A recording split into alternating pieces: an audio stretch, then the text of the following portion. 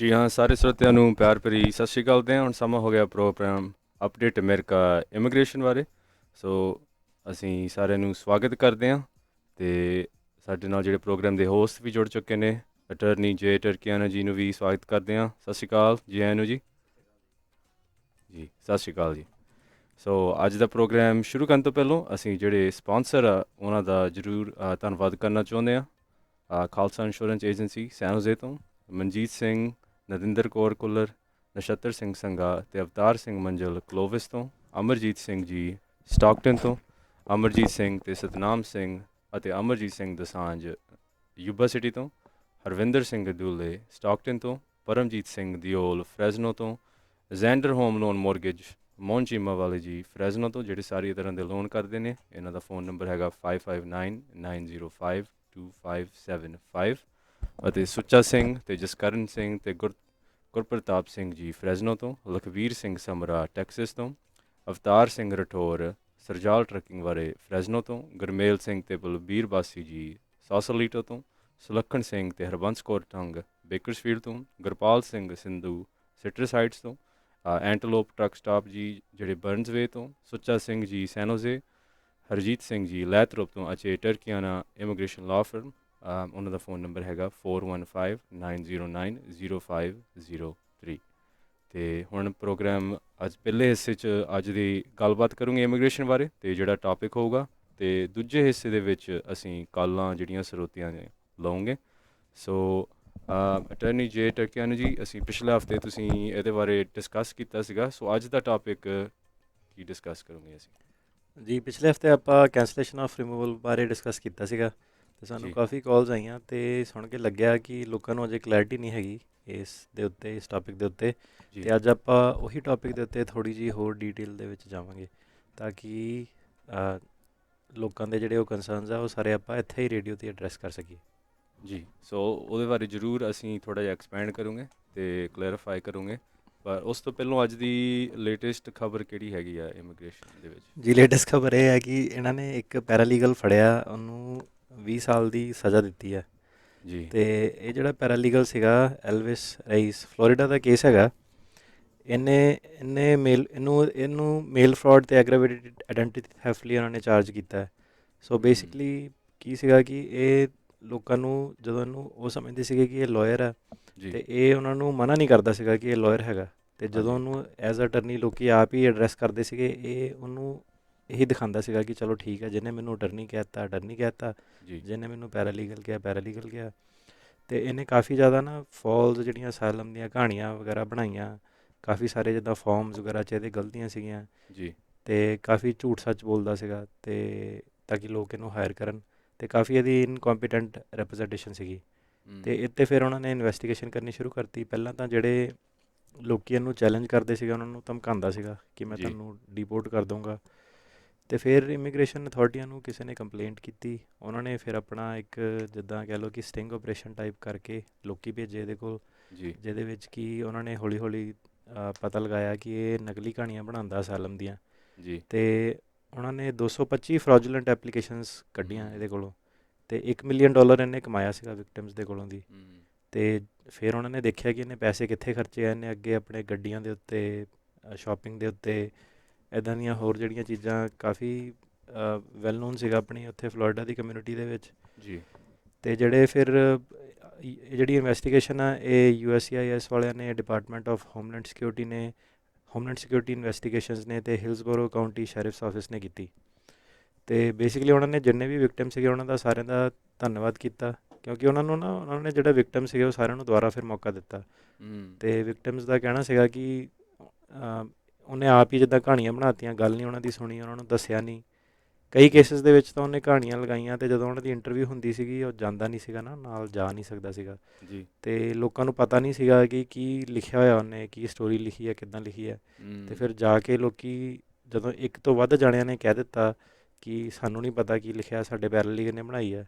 ਸੋ immigration ਨੇ ਉੱਤੇ ਨਾ ਟਰੈਕ ਰੱਖਣਾ ਸ਼ੁਰੂ ਕਰਤਾ ਕਿ ਇਸ ਆਫਿਸ ਦੇ ਵਿੱਚੋਂ ਦੀ ਕਾਫੀ ਸਾਰੇ ਲੋਕ ਜਿਹੜੇ ਹੈਗੇ ਆ ਉਹ ਆ ਕੇ ਇਹੀ ਕਹਿ ਰਹੇ ਨੇ ਕਿ ਸਾਨੂੰ ਨਹੀਂ ਪਤਾ, ਸਾਡੇ ਪੈਰਾਲੀਗਲ ਨੇ ਜਾਂ ਸਾਡੇ ਲਾਇਰ ਨੇ ਬਣਾਤੀ ਹੈ। ਜੀ ਅਤੇ ਫਿਰ ਉਹਨਾਂ ਨੇ ਇਨਵੈਸਟੀਗੇਸ਼ਨ ਕੀਤੀ ਅਤੇ ਹੁਣ ਇਹਨੂੰ 20 ਸਾਲ ਦੀ ਉਹਨਾਂ ਨੇ ਸਜ਼ਾ ਦਿੱਤੀ ਹੈ ਅਤੇ ਐਗਜ਼ਾਮਪਲ ਅੱਛਾ ਸੈੱਟ ਕੀਤੀ ਹੈ ਕਿ ਜਿਹੜਾ ਵੀ ਫਰਾਜੂਲੈਂਟ ਕਰੂਗਾ ਉਹਨੂੰ ਇੰਨੀ ਸਜ਼ਾ ਹੋਏਗੀ, ਅਤੇ ਜੀ ਨਾਲ ਜਿੰਨੇ ਵੀ ਪੈਸੇ ਸੀਗੇ, ਜਿੱਦਾਂ ਹੁਣ ਉਹਨੇ 1 ਮਿਲੀਅਨ ਕੀਤਾ, ਉਹਦਾ ਵੀ ਜੱਜ ਕਹਿੰਦਾ ਕਿ ਇਹਨੂੰ ਰੈਸਟੀਟਿਊਸ਼ਨ, ਉਹਨੂੰ ਸਾਰਾ ਆਪਣਾ ਵੇਚ-ਵੂਚ ਕੇ ਲੋਕਾਂ ਦੇ ਪੈਸੇ ਵਾਪਸ ਮੋੜਨੇ ਪੈਣੇ ਆ। ਜੀ। ਸੋ ਇਹ ਬਹੁਤ ਵੱਡੀ ਖਬਰ ਆ, ਕਿਉਂਕਿ ਇਹ ਜਿਹੜੇ ਝੂਠਾ ਫੜ ਹੋ ਗਿਆ ਤੇ ਨਾਲ ਤੁਹਾਡਾ ਕਾਫੀ ਐਕਸਪੀਰੀਅੰਸ ਹੈ ਇਮੀਗ੍ਰੇਸ਼ਨ ਫੀਲਡ ਦੇ ਵਿੱਚ, ਤੁਸੀਂ ਕੀ ਲੋਕਾਂ ਨੂੰ ਦੱਸ ਸਕਦੇ ਆ ਵੀ ਉਹਨਾਂ ਨੂੰ ਇੱਦਾਂ ਨਾ ਹੋਵੇ, ਵੀ ਉਹ ਕਿੱਦਾਂ ਕੋਈ ਸਵਾਲ ਪੁੱਛ ਸਕਦੇ ਆ ਆਪਣੇ ਜਿਹੜੇ ਬੰਦੇ ਨੂੰ, ਜਿਹੜਾ ਕਹੂਗਾ ਵੀ ਮੈਂ ਵਕੀਲ ਹਾਂ ਜਾਂ ਪੈਰਾਲੀਗਲ ਹਾਂ, ਕਿੱਦਾਂ ਪ੍ਰੀਵੈਂਟ ਕਰ ਸਕਦੇ ਆ ਜੀ, ਵੀ ਉਹਨਾਂ ਨੂੰ ਤੁਸੀਂ ਨਾ ਪਹਿਲਾਂ ਹੋਵੇ? ਜਾ ਕੇ ਨਾ ਸਿੱਧੇ ਪੁੱਛ ਸਕਦੇ ਹੋ ਕਿ ਤੁਸੀਂ ਲਾਇਰ ਹੈਗੇ ਆ ਕਿ ਨਹੀਂ ਹੈਗੇ, ਹੈ ਨਾ। ਜੇ ਬੰਦਾ ਹਾਂਜੀ। ਕਹਿੰਦਾ ਹੈ ਕਿ ਤੁਸੀਂ ਉਹ ਲਾਇਰ ਹੈਗਾ ਹੈ, ਜੀ ਤੁਸੀਂ ਪੁੱਛੋਗੇ ਕਿ ਕਿਹੜੀ ਸਟੇਟ ਦੇ ਵਿੱਚ ਤੁਸੀਂ ਲਾਇਸੈਂਸਡ ਹੋ, ਜੀ ਅਤੇ ਫਿਰ ਉੱਥੇ ਤੁਸੀਂ ਜਾ ਕੇ ਚੈੱਕ ਕਰੋਗੇ। ਇਹ ਨਹੀਂ ਕਿ ਹੁਣ ਬੰਦਾ ਇੰਡੀਆ ਵਾਲਾ ਵਕੀਲ ਬਣ ਕੇ ਆਇਆ ਹੋਵੇ ਅਤੇ ਕਹੇ ਮੈਂ ਵਕੀਲ ਹਾਂ। ਤੁਸੀਂ ਇੰਡੀਆ 'ਚ ਵਕੀਲ ਸੀਗੇ, ਇੱਥੇ ਜੀ ਜਿਹੜੀ ਲਾਇਸੈਂਸਿੰਗ ਆ, ਸਰਟੀਫਿਕੇਸ਼ਨ ਆ, ਉਹ ਅਲੱਗ ਆ। ਅਤੇ ਉਹਨੂੰ ਤੁਸੀਂ ਜਿਹੜੇ ਵੀ ਸਟੇਟ ਦਾ ਵਕੀਲ ਆ, ਉਹਨੂੰ ਤੁਸੀਂ ਔਨਲਾਈਨ ਲੁੱਕਅਪ ਕਰ ਸਕਦੇ ਹੋ, ਅਤੇ ਸਟੇਟ ਬਾਰ ਦੀ ਵੈਬਸਾਈਟ 'ਤੇ ਉਹਦੀ ਇਨਫੋਰਮੇਸ਼ਨ ਆ ਜਾਣੀ ਚਾਹੀਦੀ ਹੈ। ਜੀ ਠੀਕ ਹੈ। ਇਹਦੇ ਨਾਲ ਨਾਲ ਤੁਸੀਂ ਇਹ ਵੀ ਪੁੱਛੋਗੇ ਕਿ ਤੁਸੀਂ ਕੋਰਟ ਦੇ ਵਿੱਚ ਜਾ ਕੇ ਪ੍ਰੈਕਟਿਸ ਕਰ ਸਕਦੇ ਹੋ ਕਿ ਨਹੀਂ ਜੱਜ ਮੂਹਰੇ।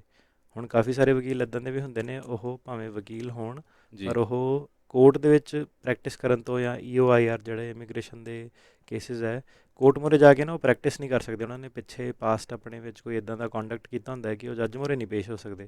ਸੋ ਤੁਸੀਂ ਫਿਰ ਉਹਨਾਂ ਨੂੰ ਇਹ ਵੀ ਪੁੱਛਣਾ ਹੈ ਕਿ ਤੁਸੀਂ ਇਹ ਵਾਲੇ ਸੈਨ ਫਰਾਂਸਿਸਕੋ ਕੋਰਟ ਦੇ ਵਿੱਚ, ਨਿਊਯਾਰਕ ਕੋਰਟ ਦੇ ਵਿੱਚ ਤੁਸੀਂ ਜੱਜ ਮੂਹਰੇ ਮੇਰਾ ਖੁਦ ਕੇਸ ਪੇਸ਼ ਕਰ ਸਕਦੇ ਹੋ ਕਿ ਨਹੀਂ ਕਰ ਸਕਦੇ ਹੋ। ਜੀ ਅਤੇ ਉਹ ਤੁਸੀਂ ਜੇ ਤੁਹਾਨੂੰ ਹਾਮੀ ਭਰ ਹੁੰਦੀ ਹੈ ਸਾਰੀ, ਹੈ ਨਾ, ਅਤੇ ਤੁਸੀਂ ਫਿਰ ਹੀ ਡਿਟਰਮਾਈਨ ਕਰ ਸਕਦੇ ਹੋ ਕਿ ਬੰਦਾ ਲਾਇਰ ਹੈਗਾ ਕਿ ਨਹੀਂ ਹੈਗਾ।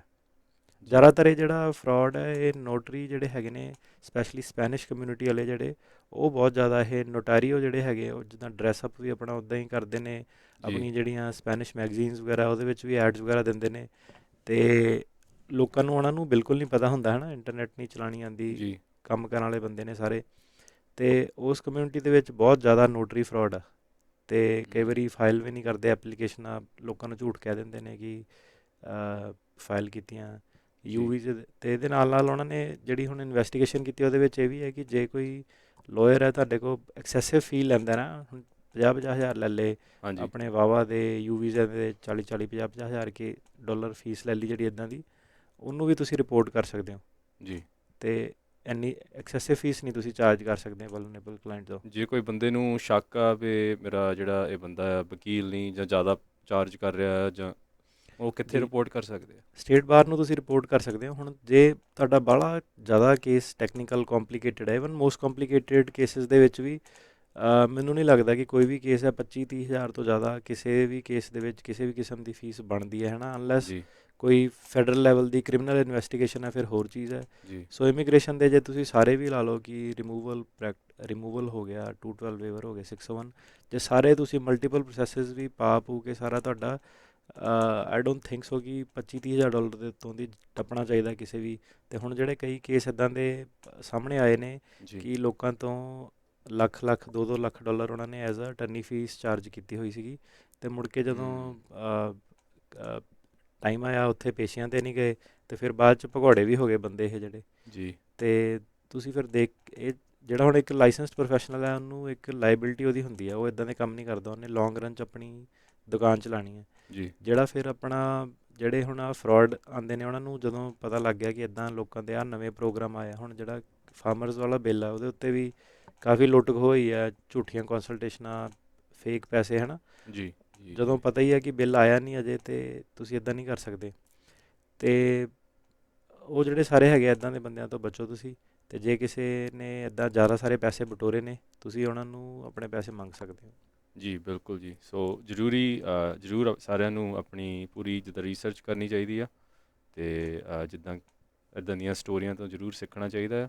ਜੀ ਜੀ। ਸੋ ਹੁਣ ਅਸੀਂ ਅੱਜ ਦੇ ਟੌਪਿਕ ਬਾਰੇ, ਜਿਹੜੇ ਮੇਨ ਟੌਪਿਕ ਆ ਉਹਦੇ ਬਾਰੇ ਜਾਂਦੇ ਹਾਂ। ਪਿਛਲੇ ਹਫਤੇ ਵੀ ਤੁਸੀਂ ਕੀਤਾ ਸੀ ਜਿਹੜਾ ਸੁਪਰੀਮ ਕੋਰਟ ਦਾ ਕੇਸ ਬਾਰੇ ਡਿਸਕਸ ਕਰ ਰਹੇ ਹਾਂ। ਇਹ ਕਾਹਦਾ ਕੇਸ ਆ, ਕੀ ਆ ਇਹ ਕੇਸ? ਜੀ, ਸੁਪਰੀਮ ਕੋਰਟ ਦਾ ਕਾਫੀ ਮਹੱਤਵਪੂਰਨ ਕੇਸ ਹੈ, ਆਉਣ ਵਾਲੇ ਟਾਈਮਾਂ 'ਚ ਲੋਕਾਂ ਨੂੰ ਪਤਾ ਲੱਗੂਗਾ। ਜੀ ਸੋ ਨੀਸ਼ ਚਾਵੇਜ਼ ਕਰਕੇ ਕੇਸ ਹੈ ਇਹ। ਬੇਸਿਕਲੀ ਇਹ ਕੇਸ ਇਨ ਸ਼ਾਰਟ ਕੀ ਹੈਗਾ ਕਿ ਇੱਕ ਕੈਂਸਲੇਸ਼ਨ ਆਫ ਰਿਮੂਵਲ ਦਾ ਰਿਲੀਫ ਹੁੰਦਾ ਹੈ, ਜੀ ਜਿਹੜਾ ਕਿ ਲੋਕਾਂ ਨੂੰ ਗ੍ਰੀਨ ਕਾਰਡ ਦਵਾ ਸਕਦਾ ਹੈ। ਉਸ ਕੈਂਸਲੇਸ਼ਨ ਆਫ ਰਿਮੂਵਲ ਜਿਹੜਾ ਆਲਰੇਡੀ ਐਗਜ਼ਿਸਟਿੰਗ ਰਿਲੀਫ ਸੀਗਾ, ਉਹਨੂੰ ਇਹ ਥੋੜ੍ਹਾ ਜਿਹਾ ਹੋਰ ਐਕਸਪੈਂਡ ਕਰਦਾ ਹੈ।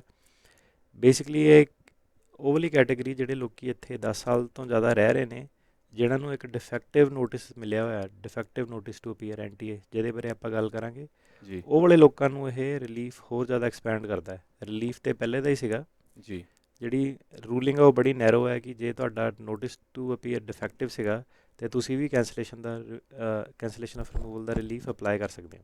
ਜੀ ਉਸ ਤੋਂ ਜਾਣ ਤੋਂ ਕੇਸ ਕਰਨ ਤੋਂ ਥੋੜ੍ਹਾ ਜਿਹਾ ਜਾਣ ਤੋਂ ਪਹਿਲੋਂ ਜਿਹੜਾ ਇਹ ਕੈਂਸਲੇਸ਼ਨ ਆਫ ਰਿਮੂਵਲ ਹੈ ਕਿ ਇਹ ਕੋਈ ਨਵਾਂ ਕਾਨੂੰਨ ਆ ਜਾਂ ਕੀ ਹੈ ਇਹ ਚੀਜ਼? ਨਹੀਂ ਜੀ, ਇਹ ਨਵਾਂ ਕਾਨੂੰਨ ਨਹੀਂ, ਇਹ ਕਾਫੀ ਪੁਰਾਣਾ ਕਾਨੂੰਨ ਆ। ਅੱਛਾ ਜੀ। ਤੇ ਕਈ ਵਾਰੀ ਮੈਂ ਉੱਤੇ ਵੀ ਹੈਰਾਨ ਹੁੰਦਾ, ਲੋਕੀ ਆ ਕੇ ਦੱਸਦੇ ਨੇ ਕਿ ਸਾਨੂੰ ਤਾਂ ਪਤਾ ਨਹੀਂ ਸੀਗਾ, ਸਾਡਾ ਸਾਲਮ ਦਾ ਕੇਸ ਲਾਤਾ। ਇਹ ਰੂਲ ਕਾਫੀ ਦੇਰ ਤੋਂ ਐਗਜ਼ਿਸਟ ਕਰਦਾ ਹੈ। ਹੋ ਕੀ ਰਿਹਾ ਸੀਗਾ ਕਿ ਆਪਣੀ ਕਮਿਊਨਿਟੀ 'ਚ ਮੈਨੂੰ ਹੁਣ ਪਤਾ ਲੱਗਣਾ ਸ਼ੁਰੂ ਹੋਇਆ ਕਿ ਜਿਹਨਾਂ ਦੇ ਸੀਗੇ ਵੀ ਇਹ ਰਿਲੀਫ, ਉਹਨਾਂ ਦੇ ਵਕੀਲਾਂ ਨੇ ਇਹ ਰਿਲੀਫ ਕਈਆਂ ਨੇ ਕਲੇਮ ਨਹੀਂ ਕੀਤਾ ਤੇ ਸਿਰਫ ਉਹਨਾਂ ਨੂੰ ਅਸਾਲਮ ਦੇ ਬਾਰੇ ਗਾਈਡ ਕੀਤਾ ਹੈ ਨਾ, ਜਿਹਨਾਂ ਨੂੰ ਜੀ। ਬੇਸਿਕਲੀ ਇਹ ਰਿਲੀਫ ਕੀ ਸੀਗਾ ਕਿ ਜਿਹੜਾ ਵਿਦਆਊਟ ਲੀਗਲ ਸਟੇਟਸ ਰਹਿੰਦਾ ਰਿਹਾ ਇੱਥੇ ਅਮਰੀਕਾ ਦੇ ਵਿੱਚ, ਜੀ 10 ਸਾਲ ਤੋਂ ਉੱਤੇ ਨੂੰ ਹੋ ਗਏ ਨੇ ਤੇ ਉਹਨੂੰ ਕੋਈ ਨੋਟਿਸ ਟੂ ਅਪੀਅਰ ਨਹੀਂ ਆਇਆ, ਮਤਲਬ ਉਹਨੂੰ ਜੱਜ ਮੋਰੇ ਕੋਰਟ ਮੋਰੇ ਜਾਣ ਦਾ ਨੋਟਿਸ ਟੂ ਅਪੀਅਰ ਨਹੀਂ ਆਇਆ, 10 ਸਾਲ ਹੋ ਗਏ, ਹਾਂਜੀ ਉਹ ਬੰਦਾ ਆਪਣਾ ਕੈਂਸਲੇਸ਼ਨ ਜੇ ਰਿਮੂਵਲ ਪ੍ਰੋਸੀਡਿੰਗ 'ਚ ਪੈਂਦਾ ਤੇ ਉਹ ਕੈਂਸਲੇਸ਼ਨ ਆਫ ਰਿਮੂਵਲ ਦਾ ਰਿਲੀਫ ਫਾਈਲ ਕਰ ਸਕਦਾ ਹੈ। ਜਦੋਂ ਤੁਸੀਂ ਜੱਜ ਮੋਰੇ ਡੀਪੋਟੇਸ਼ਨ ਪ੍ਰੋਸੀਡਿੰਗ 'ਚ ਹੁੰਦੇ ਹੋ, ਉਹਨੂੰ ਰਿਮੂਵਲ ਪ੍ਰੋਸੀਡਿੰਗ ਕਹਿੰਦੇ ਨੇ, ਤੇ ਉਹ ਰਿਮੂਵਲ ਪ੍ਰੋਸੀਡਿੰਗ ਦੇ ਡਿਫੈਂਸ ਦੇ ਵਿੱਚ ਤੁਸੀਂ ਕਹਿੰਦੇ ਹੋ ਕੈਂਸਲੇਸ਼ਨ ਆਫ ਰਿਮੂਵਲ, ਕਿ ਆਹ ਵਾਲਾ ਮੇਰਾ ਰਿਮੂਵਲ ਕੈਂਸਲ ਕੀਤਾ ਜਾਵੇ। ਜੀ ਤੇ ਇਹਦੇ ਕੈਂਸਲ ਕਰਨ ਲਈ ਬੇਸਿਕਲੀ ਨੌਨ LPR ਦਾ ਮਤਲਬ ਹੈਗਾ ਕਿ ਲਾਫੁਲ ਪਰਮਾਨੈਂਟ ਰੈਜ਼ੀਡੈਂਟ, ਜਿਹੜਾ ਗ੍ਰੀਨ ਕਾਰਡ ਹੋਲਡਰ ਹੈ, ਕਿ ਨੌਨ LPR ਕਿ ਜਿਹੜੇ ਬੰਦੇ ਕੋਲ ਗ੍ਰੀਨ ਕਾਰਡ ਨਹੀਂ ਹੈਗਾ, ਉਹਦੀ ਕੈਂਸਲੇਸ਼ਨ ਆਫ ਰਿਮੂਵਲ ਕਿੱਦਾਂ ਹੋਊਗੀ। ਤੇ ਇਹਦੀਆਂ ਸ਼ਰਤਾਂ ਇਹ ਹੈ ਕਿ ਤੁਸੀਂ 10 ਸਾਲ ਕੰਟਰੀ ਦੇ ਵਿੱਚ ਰਹਿਣੇ ਚਾਹੀਦੇ ਹੋ, ਜੀ ਜੀ ਤੁਹਾਡਾ ਕੁਆਲੀਫਾਈਂਗ ਰਿਲੇਟਿਵ ਹੋਣਾ ਚਾਹੀਦਾ ਜਿਹੜਾ ਕਿ US ਸਿਟੀਜ਼ਨ ਜਾਂ green card holder, spouse, parent ਜਾਂ ਬੱਚਾ ਹੈ ਨਾ, ਇਹ 3 ਜਣੇ ਤੁਹਾਡੇ ਕੁਆਲੀਫਾਈਂਗ ਰਿਲੇਟਿਵ ਬਣ ਸਕਦੇ ਨੇ। ਜੀ ਤੁਸੀਂ ਇਹ ਸ਼ੋਅ ਕਰਨਾ ਹੈ ਕਿ ਜੇ ਤੁਹਾਨੂੰ ਉਹ ਵਾਪਸ ਭੇਜ ਦੇਣ, ਕਿਉਂਕਿ ਤੁਸੀਂ 10 ਸਾਲ ਇੱਥੇ ਰਹੇ ਹੋ, ਤੁਹਾਡਾ ਸਪਾਊਸ, ਪੈਰੈਂਟ ਜਾਂ ਬੱਚੇ ਨੂੰ ਤੁਹਾਡੇ ਉੱਤੇ ਇੰਨੀ ਡਿਪੈਂਡੈਂਸ ਸੀਗੀ ਕਿ ਜੇ ਤੁਹਾਨੂੰ ਉਹ ਵਾਪਸ ਭੇਜ ਦੇਣ ਤੇ ਉਹਨਾਂ ਨੂੰ ਬਹੁਤ ਜ਼ਿਆਦਾ ਸਮੱਸਿਆ ਆਊਗੀ, ਐਕਸਟ੍ਰੀਮ ਹਾਰਡਸ਼ਿਪ ਹੋਊਗੀ ਉਹਨਾਂ ਨੂੰ। ਜੀ ਇਹਦੇ ਨਾਲ ਨਾਲ ਤੁਸੀਂ ਇਹ ਸ਼ੋਅ ਕਰਨਾ ਕਿ ਤੁਹਾਡਾ ਗੁੱਡ ਮੋਰਲ ਕਰੈਕਟਰ ਹੈ, ਕੋਈ ਕ੍ਰਿਮੀਨਲ ਰੈਕਡ ਨਹੀਂ ਹੈਗਾ, ਤੇ ਇਸ ਲਈ ਫੈਮਿਲੀ ਯੂਨਿਟੀ ਦੇ ਹੱਕ ਵਿੱਚ ਗੱਲ ਕਰਦੇ ਹੋਏ ਤੁਹਾਡੇ US ਸਿਟੀਜ਼ਨ ਜਾਂ ਗ੍ਰੀਨ ਕਾਰਡ ਹੋਲਡਰ ਰਿਲੇਟਿਵ ਨੂੰ ਹਾਰਡਸ਼ਿਪ ਨਾ ਹੋਵੇ, ਤੁਹਾਨੂੰ ਇੱਥੋਂ ਰਿਮੂਵ ਨਾ ਕੀਤਾ ਜਾਵੇ। ਸੋ ਇਹ ਕਾਫੀ ਪੁਰਾਣਾ ਰਿਲੀਫ ਹੈ, ਇਹਨੂੰ ਕੈਂਸਲੇਸ਼ਨ ਆਫ ਰਿਮੂਵਲ ਕਹਿੰਦੇ ਸੀਗੇ, ਇਹ ਕਾਫੀ ਦੇਰ ਤੋਂ ਐਗਜ਼ਿਸਟ ਕਰਦਾ ਹੈ। ਅਤੇ ਮੁੱਖ ਤੌਰ 'ਤੇ ਤੁਸੀਂ ਦੇਖੋ ਇਹਦੇ ਵਿੱਚ ਉਹ ਵਾਲੇ ਲੋਕ ਆ ਜਾਣਗੇ ਜਿਹੜੇ US ਦੇ ਵਿੱਚ ਮੰਨ ਲਓ ਬਾਰਡਰ ਟੱਪ ਕੇ ਆਏ ਸੀਗੇ ਹੈ ਨਾ, ਅਤੇ ਕੁਛ ਨਹੀਂ ਜਿਹਨਾਂ ਨੇ ਫਾਈਲ ਕੀਤਾ, ਮਿਸ ਕਰਤੀ, ਸਾਲਮ ਦੀ ਡੈਡਲਾਈਨ, ਗਾਈਡੈਂਸ ਨਹੀਂ ਮਿਲੀ ਜਾਂ ਕੁਛ ਵੀ, ਅਤੇ ਹੁਣ ਉਹਨਾਂ ਨੂੰ ਆਲਰੇਡੀ 10 ਸਾਲ ਹੋ ਗਏ ਨੇ ਅਤੇ ਇੱਥੇ ਉਹਨਾਂ ਦੇ ਬੱਚੇ ਨੇ, ਇੱਥੇ ਉਹਨਾਂ ਨੇ US ਸਿਟੀਜ਼ਨ ਨਾਲ ਵਿਆਹ ਕਰਾ ਲਿਆ। ਜੀ ਸੋ ਇੱਦਾਂ ਦੇ ਜਿਹੜੇ ਲੋਕ ਆ ਸਾਰੇ ਉਹ ਕੈਂਸਲੇਸ਼ਨ ਆਫ ਰਿਮੂਵਲ ਦੇ ਵਿੱਚ ਆਉਂਦੇ ਨੇ। ਜੀ ਸੋ ਇਹ ਬਿਲਕੁਲ ਹੋਰ ਆਪਸ਼ਨ ਹੈਗੀ ਆ ਜੀ ਜੇ ਜਿੱਦਾਂ ਤੁਸੀਂ ਗੱਲ ਕਰ ਰਹੇ ਸੀਗੇ। ਸੋ ਇਹ ਲੋਕੀ ਕਿੱਦਾਂ ਜਿਹੜੇ ਕੇਸ ਹੈਗਾ ਆ ਜਿਹੜੀ ਬਾਰੇ ਗੱਲ ਕਰ ਰਹੇ ਸੀਗੇ, ਇਹ ਉਹਨਾਂ ਲਈ ਜਿਹੜੇ 10 ਸਾਲ ਦਾ ਰਿਕੁਆਇਰਮੈਂਟ ਦਿਖਾ ਸਕਦੇ ਆ? ਜੀ ਬਿਲਕੁਲ। ਸੋ ਪਹਿਲਾਂ ਤਾਂ ਇਹ ਹੈ ਕਿ ਤੁਸੀਂ ਘੱਟੋ ਘੱਟ ਕੰਟੀਨਿਊਸਲੀ US ਦੇ ਵਿੱਚ 10 ਸਾਲ ਰਹਿਣੇ ਚਾਹੀਦੇ ਹੋ। ਉਹਦੇ ਵਿੱਚ ਫਿਰ ਇਹਨਾਂ ਨੇ 2 ਚੀਜ਼ਾਂ ਹੋਰ ਐਡ ਕੀਤੀਆਂ ਕਿ 90 ਦਿਨ ਤੋਂ ਜ਼ਿਆਦਾ ਤੁਹਾਡੀ ਐਬਸੈਂਸ ਨਹੀਂ ਹੋਣੀ ਚਾਹੀਦੀ ਇਕੱਠਾ ਇੱਕ ਟ੍ਰਿਪ ਹੈ ਨਾ। ਜਿੱਦਾਂ ਹੁਣ ਮੈਕਸੀਕੋ ਤੋਂ ਲੋਕੀ ਜਿਹੜੇ ਆਉਂਦੇ ਨੇ, ਕਈ ਵਾਰੀ ਉਹਨਾਂ ਦੇ ਫੈਮਿਲੀ 'ਚ ਪਿੱਛੇ ਡੈਥ ਹੋ ਜਾਂਦੀ ਹੈ, ਜੀ ਉਹ ਮਿਲਣ ਚਲ ਜਾਂਦੇ ਹਨ ਉਹਨਾਂ ਨੂੰ ਵਾਪਸ। ਉਹ ਕਹਿੰਦੇ ਨੇ ਕਿ ਤੁਹਾਡਾ ਜਿਹੜਾ ਤੁਸੀਂ ਆਊਟ ਮਾਰਿਆ ਕੰਟਰੀ 'ਚੋਂ ਬਾਅਦ 'ਚ, ਉਹ ਤੁਹਾਡਾ 90 ਦਿਨ ਤੋਂ ਜ਼ਿਆਦਾ ਨਹੀਂ ਹੋਣਾ ਚਾਹੀਦਾ। ਜੇ 90 ਦਿਨ ਤੋਂ ਜ਼ਿਆਦਾ ਹੋਇਆ, ਤੁਹਾਡੀ ਜਿਹੜੀ 10 ਸਾਲ ਵਾਲੀ ਆ ਉਹ ਕਲੌਕ ਟੁੱਟ ਜਾਊਗੀ, ਦੁਬਾਰਾ ਸ਼ੁਰੂ ਹੋ ਜਾਂਦੀ ਦੁਬਾਰਾ ਸ਼ੁਰੂ ਹੋ ਜਾਊਗੀ। ਹਾਂਜੀ। ਜੀ ਅਤੇ ਇਹਦੇ ਨਾਲ ਨਾਲ ਉਹਨਾਂ ਨੇ ਇਹ ਵੀ ਦੱਸਿਆ ਕਿ ਜੇ ਮੰਨ ਲਓ ਤੁਸੀਂ ਕਈ ਵਾਰੀ ਅੱਗੇ ਪਿੱਛੇ ਗਏ ਹੋਣਾ, ਵਿਆਹ ਸ਼ਾਦੀਆਂ ਅਟੈਂਡ ਕਰਨ ਚਲ ਜਾਂਦੇ ਨੇ, ਕਿਉਂਕਿ ਲਾਈਫ ਤਾਂ ਇਹਨਾਂ ਨੇ ਜੀਣੀ ਹੈ, ਕੰਟਰੀ ਤਾਂ ਇਹਨਾਂ ਦਾ ਨਾਲ ਹੀ ਹੈ। ਜੀ ਅਤੇ ਉਹ ਕਹਿੰਦੇ ਕਿ ਸਾਰੇ ਜਿਹੜੇ ਤੁਹਾਡੇ ਟ੍ਰਿਪ ਹੈਗੇ ਆ ਉਹ ਮਿਲਾ ਕੇ 180 ਦਿਨ ਤੋਂ ਜ਼ਿਆਦਾ ਨਹੀਂ ਹੋਣੇ ਚਾਹੀਦੇ। ਜੇ ਤੁਹਾਡੇ 180 ਦਿਨ ਹੋ ਗਏ, ਫਿਰ ਤੁਹਾਡੀ ਕਲੌਕ ਜਿਹੜੀ ਆ ਉਹ ਸਟਾਪ ਹੋ ਜਾਂਦੀ ਹੈ। ਹੁਣ ਜਦੋਂ ਤੁਹਾਡੀ ਕਲੌਕ ਸਟਾਪ ਹੋ ਗਈ ਅਤੇ ਤੁਹਾਡੇ 10 ਸਾਲ ਨਹੀਂ ਮੀਟ ਹੋਏ, ਉਹਨੂੰ ਇਹ ਸਟਾਪ ਟਾਈਮ ਰੂਲ ਕਹਿੰਦੇ ਨੇ। ਜੀ ਅਤੇ ਹੋਰ ਇਹਦਾ ਕਲੌਕ ਸਟਾਪ ਹੋਣ ਦਾ ਤਰੀਕਾ ਇਹ ਸੀਗਾ ਕਿ ਜੇ ਆਈਸ ਵਾਲੇ ਕੋਰਟ ਵਾਲੇ ਤੁਹਾਨੂੰ ਇੱਕ ਨੋਟਿਸ ਟੂ ਅਪੀਅਰ ਦਿੰਦੇ ਸੀ ਕਿ ਜੱਜ ਮੂਹਰੇ ਤੁਹਾਨੂੰ ਪੇਸ਼ੀ ਲਾਉਣੀ ਪੈਣੀ ਆ, ਉਹ ਜਿਹੜਾ ਨੋਟਿਸ ਤੁਹਾਡਾ ਸੀਗਾ ਉਹ ਵੀ ਤੁਹਾਡੀ ਕਲੌਕ ਸਟਾਪ ਕਰ ਦਿੰਦਾ ਸੀਗਾ। ਜੀ ਠੀਕ ਹੈ। ਅਤੇ ਜੇ ਤੁਹਾਡੀ ਕਲੌਕ ਸਟਾਪ ਹੋ ਗਈ ਤਾਂ ਤੁਸੀਂ ਫਿਰ ਇਹ 10 ਸਾਲ ਵਾਲੀ ਰਿਕੁਆਇਰਮੈਂਟ ਮੀਟ ਨਹੀਂ ਕਰ ਸਕਦੇ, ਤੁਹਾਨੂੰ ਕੈਂਸਲੇਸ਼ਨ ਆਫ ਰਿਮੂਵਲ ਦਾ ਜਿਹੜਾ ਰਿਲੀਫ ਹੈ ਉਹ ਨਹੀਂ ਮਿਲ ਸਕਦਾ। ਜੀ ਸੋ ਇਹ ਪਹਿਲਾ ਜ਼ਰੂਰੀ ਕੰਡੀਸ਼ਨ ਆ 10 ਸਾਲ, ਪਰ ਫਿਰ ਲੋਕੀ ਹੁਣ ਸੋਚਣ ਲੱਗ ਪੈਂਦੇ ਚਲੋ ਹਾਂਜੀ ਭਾਜੀ ਕੋ 10 ਸਾਲ ਦਾ ਮੈਂ ਰਹਿੰਦਾ ਹਾਂ, ਬਸ ਇੰਨੀ ਆ ਜ਼ਰੂਰੀ ਜਾਂ ਹੋਰ ਕਿਹੜੇ ਐਡੀਸ਼ਨਲ ਜਿਹੜੀਆਂ ਰਿਕੁਆਇਰਮੈਂਟਸ ਹੈਗੀਆਂ? ਜੀ ਸਾਨੂੰ ਨਾ ਕਾਫੀ ਕਾਲ ਆਈਆਂ ਇਸ ਹਫਤੇ, ਅਤੇ ਕਈਆਂ ਨੇ ਪੇਡ ਵੀ ਕੰਸਲਟੇਸ਼ਨਸ ਕੀਤੀਆਂ ਹੈ ਨਾ। ਜੀ ਅਤੇ ਫਿਰ ਮੈਨੂੰ ਸਾਰਿਆਂ ਦੀ ਗੱਲ ਸੁਣ ਕੇ ਇਹੀ ਲੱਗਾ ਕਿ ਕਈ ਲੋਕਾਂ ਨੂੰ ਨਾ ਐਂ ਲੱਗਿਆ ਕਿ 10 ਸਾਲ ਜਿਹੜਾ ਰਹਿ ਗਿਆ ਉਹਦਾ ਕੋਈ ਨਵਾਂ ਲਾਅ ਬਣਿਆ ਵਾ, ਗ੍ਰੀਨ ਕਾਰਡ ਆ, ਤੇ ਫਿਰ ਮੈਂ ਕਿਹਾ ਚਲੋ ਇੱਕ ਵਾਰੀ ਦੁਬਾਰਾ ਪ੍ਰੋਗਰਾਮ ਕਰਦੇ ਹਾਂ ਕਿ ਤਾਂ ਕਿ ਕਾਫੀ ਲੋਕਾਂ ਦੇ ਜਿਹੜੇ ਕੁਐਸਚਨਸ ਆ ਉਹ ਇੱਥੇ ਰੇਡੀਓ 'ਤੇ ਆਨਸਰ ਹੋ ਜਾਣ, ਸਾਨੂੰ ਕਾਲ ਜੀ ਕਰਨ ਦੀ ਜਾਂ ਕੰਸਲਟੇਸ਼ਨ ਕਰਨ ਦੀ ਲੋੜ ਨਾ ਪਵੇ। ਜੀ ਕਿਉਂਕਿ ਸਾਨੂੰ ਵੀ ਕੰਸਲਟੇਸ਼ਨ ਕਰਕੇ ਉਹਦੇ ਵਿੱਚ ਹੀ ਮਜ਼ਾ ਆਉਂਦਾ ਜਿਹਦੇ ਵਿੱਚ ਆਪਾਂ ਤੁਹਾਨੂੰ ਅੱਗੇ ਕੁਝ ਦੇ ਸਕਦੇ ਹੋਈਏ, ਹੈ ਨਾ। ਜੀ ਜੀ ਅਤੇ ਜਿਹੜੀ ਜੇ ਤੁਹਾਨੂੰ ਮਿਸਅੰਡਰਸਟੈਂਡਿੰਗ ਹੈ, ਤੁਹਾਨੂੰ ਲਾਅ ਦੀ ਕਲੈਰਿਟੀ ਨਹੀਂ ਹੈ, ਉਹਦੇ ਵਿੱਚ ਸਾਨੂੰ ਵੀ ਕੋਈ ਕੰਸਲਟੇਸ਼ਨ ਕਰਕੇ ਮਜ਼ਾ ਨਹੀਂ ਆਉਂਦਾ। ਹਾਂਜੀ ਜਿਹੜਾ 10 ਸਾਲ, ਸਿਰਫ ਇਹ ਨਹੀਂ ਕਿ ਤੁਸੀਂ 10 ਸਾਲ ਦੇ ਇੱਥੇ ਰਹਿ ਰਹੇ ਹੋ ਅਤੇ ਤੁਹਾਨੂੰ ਉਹਨਾਂ ਨੇ ਆਟੋਮੈਟਿਕਲੀ ਗ੍ਰੀਨ ਕਾਰਡ ਦੇ ਦੇਣਾ। ਜੀ ਤੁਹਾਨੂੰ ਕੁਆਲੀਫਾਈਂਗ ਰਿਲੇਟਿਵ ਚਾਹੀਦਾ, ਸਭ ਤੋਂ ਪਹਿਲੀ ਰਿਕੁਆਇਰਮੈਂਟ ਇਹ ਹੈ। ਜੀ ਸੋ ਕਈ ਲੋਕਾਂ ਨੇ ਸਾਡੇ ਨਾਲ ਕੰਸਲਟੇਸ਼ਨ ਕੀਤੀਆਂ, ਕੁਆਲੀਫਾਈਂਗ ਰਿਲੇਟਿਵ ਸੀਗਾ ਨਹੀਂ ਕੋਈ, ਕਹਿੰਦੇ ਨਹੀਂ ਮੇਰਾ ਵਿਆਹ ਵੀ ਨਹੀਂ ਹੋਇਆ, ਬੱਚੇ ਵੀ ਨਹੀਂ ਹੈਗੇ ਇੱਥੇ, ਉਹ ਵਾਲੇ ਲੋਕ ਇਹਦੇ ਵਿੱਚ ਨਹੀਂ ਆਉਂਦੇ। ਜੀ ਜੀ ਠੀਕ ਹੈ, ਇਹ ਕੋਈ ਫਾਰਮ ਬਿੱਲ ਜਾਂ ਉਹ ਐਮਨੈਸਟੀ ਕੋਈ ਨਵਾਂ ਲਾਅ ਨਹੀਂ ਪਾਸ ਹੋਇਆ, ਪਹਿਲਾਂ ਤੋਂ ਐਗਜ਼ਿਸਟ ਕਰਦਾ ਸੀਗਾ। ਕੁਆਲੀਫਾਈਂਗ ਰਿਲੇਟਿਵ ਤੁਹਾਡੇ ਹੋਣੇ ਜ਼ਰੂਰੀ ਹੈ। ਅਤੇ ਜੀ ਜਿਹੜੇ ਤੁਹਾਡੇ ਬੱਚੇ ਹੈ ਉਹ ਗ੍ਰੀਨ ਕਾਰਡ ਹੋਲਡਰ ਜਾਂ US ਸਿਟੀਜ਼ਨ ਹੋਣੇ ਚਾਹੀਦੇ ਨੇ, ਅਤੇ 21 ਸਾਲ ਤੋਂ ਥੱਲੇ ਹੋਣੇ ਚਾਹੀਦੇ ਨੇ, ਇਹ ਵੀ ਗੱਲ ਹੈਗੀ ਹੈ। ਠੀਕ ਹੈ, ਜੀ ਸੋ ਇਹ ਤਾਂ ਇਹਦੀ ਮੁੱਖ ਇਹਦੀ ਸ਼ਰਤ ਹੈਗੀ ਆ। ਹੁਣ ਪ੍ਰੋਬਲਮ 21 ਸਾਲ ਦੀ ਪ੍ਰੋਬਲਮ ਇਹ ਆ ਜਾਂਦੀ ਹੈ ਕਿ ਜਦੋਂ ਜੇ ਤੁਸੀਂ ਇਹ ਜਿੱਦਾਂ ਮੰਨ ਲਓ ਹੁਣ ਤੁਹਾਡੇ ਬੱਚੇ ਇਸ ਵੇਲੇ 16 17 18 ਸਾਲ ਇਸ ਏਜ ਗਰੁੱਪ ਦੇ ਵਿੱਚ ਹੈਗੇ ਨੇ, ਜੇ ਤੁਸੀਂ ਇਸ ਪ੍ਰੋਸੈਸ ਵੱਲ ਜਾਂਦੇ ਹੋ, ਹੈ ਨਾ, ਤੁਹਾਨੂੰ ਰਿਮੂਵਲ ਪ੍ਰੋਸੀਡਿੰਗ ਵਗੈਰਾ 'ਚ ਪਾ ਦਿੰਦੇ ਨੇ, ਅਤੇ ਜਦ ਤੱਕ ਜੱਜ ਤੁਹਾਡਾ ਫਾਈਨਲ ਆਰਡਰ ਦਿੰਦਾ ਨਹੀਂ ਤਦ ਤੱਕ ਤੁਹਾਡੇ ਬੱਚੇ 21 ਸਾਲ ਦੀ ਉਮਰ ਤੋਂ ਜ਼ਿਆਦਾ ਨਹੀਂ ਹੋਣੇ ਚਾਹੀਦੇ।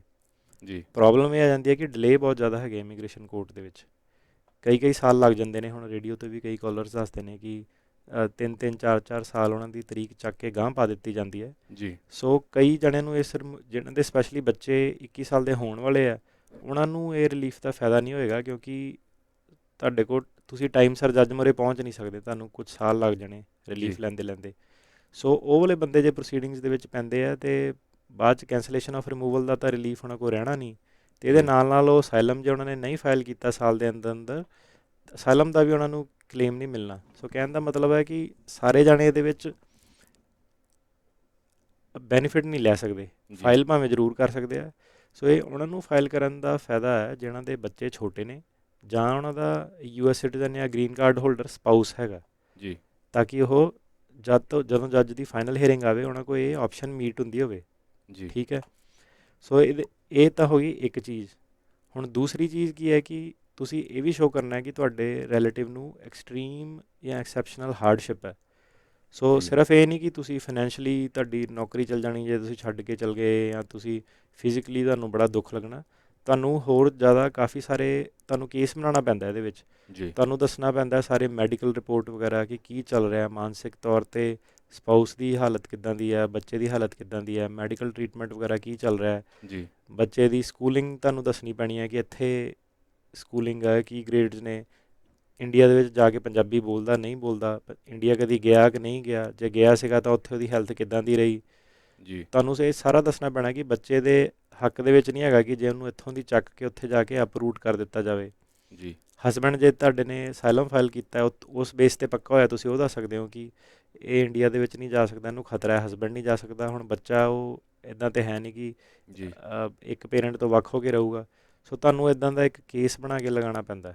ਜੀ ਸੋ ਹਾਂਜੀ ਜ਼ਰੂਰ। ਸੋ ਇੱਦਾਂ ਹੀ ਨਹੀਂ ਵੀ ਸਿਰਫ ਤੁਹਾਡੇ ਕੋਲ ਕੁਆਲੀਫਾਈਂਗ ਰਿਲੇਟਿਵ ਪਰਿਵਾਰ ਦਾ ਮੈਂਬਰ ਆ, ਇਹ ਵੀ ਆ ਵੀ ਉਹਨਾਂ ਨੂੰ ਬਹੁਤ ਦੁਖੀ ਹੋਊਗੀ, ਬਹੁਤ ਹਾਰਡਸ਼ਿਪ ਹੋਊਗੀ। ਜੀ, ਅਤੇ ਇਹਦੇ ਵਿੱਚ ਇਹ ਆ ਜਾਂਦਾ ਹੈ ਕਿ ਜੱਜ ਦੀ ਮਰਜ਼ੀ ਐਂਡ ਦੇ ਵਿੱਚ ਉਹਨੇ ਦੇਖ ਕੇ ਸਾਰਾ ਦੇਖਣਾ ਕਿ ਕੋਰਟ ਰੂਮ ਦੇ ਵਿੱਚ ਕਿੱਦਾਂ ਬਿਹੇਵ ਕਰ ਰਹੇ ਨੇ, ਹੈ ਨਾ, ਇਮੋਸ਼ਨਲ ਆ, ਸੈਡ ਆ, ਕੀ ਉਹਨਾਂ ਦੀ ਗਵਾਹੀਆਂ ਦੇਖਣੀਆਂ ਜੱਜ ਨੇ, ਅਤੇ ਫਿਰ ਜੱਜ ਨੇ ਆਪਣੀ ਮਰਜ਼ੀ ਦੇ ਹਿਸਾਬ ਨਾਲ ਦੇਣਾ ਹੈ। ਕੋਈ ਗਰੰਟੀ ਨਹੀਂ ਕਿ ਤੁਸੀਂ ਇਹ ਕਰਦੇ ਹੋ ਅਤੇ ਤੁਹਾਡਾ ਵੱਟ 'ਤੇ ਪਿਆ ਕਿ 100% ਉਹਨਾਂ ਨੇ ਕਰ ਹੀ ਦੇਣਾ। ਜੀ ਹੁਣ ਸਭ ਤੋਂ ਜ਼ਿਆਦਾ ਸਵਾਲ ਸਾਡੇ ਕੋਲ ਇਹ ਬੱਚੇ ਕਿ ਰਿਸਕ ਲਈਏ ਕਿ ਨਾ ਲਈਏ, ਹੈ ਨਾ।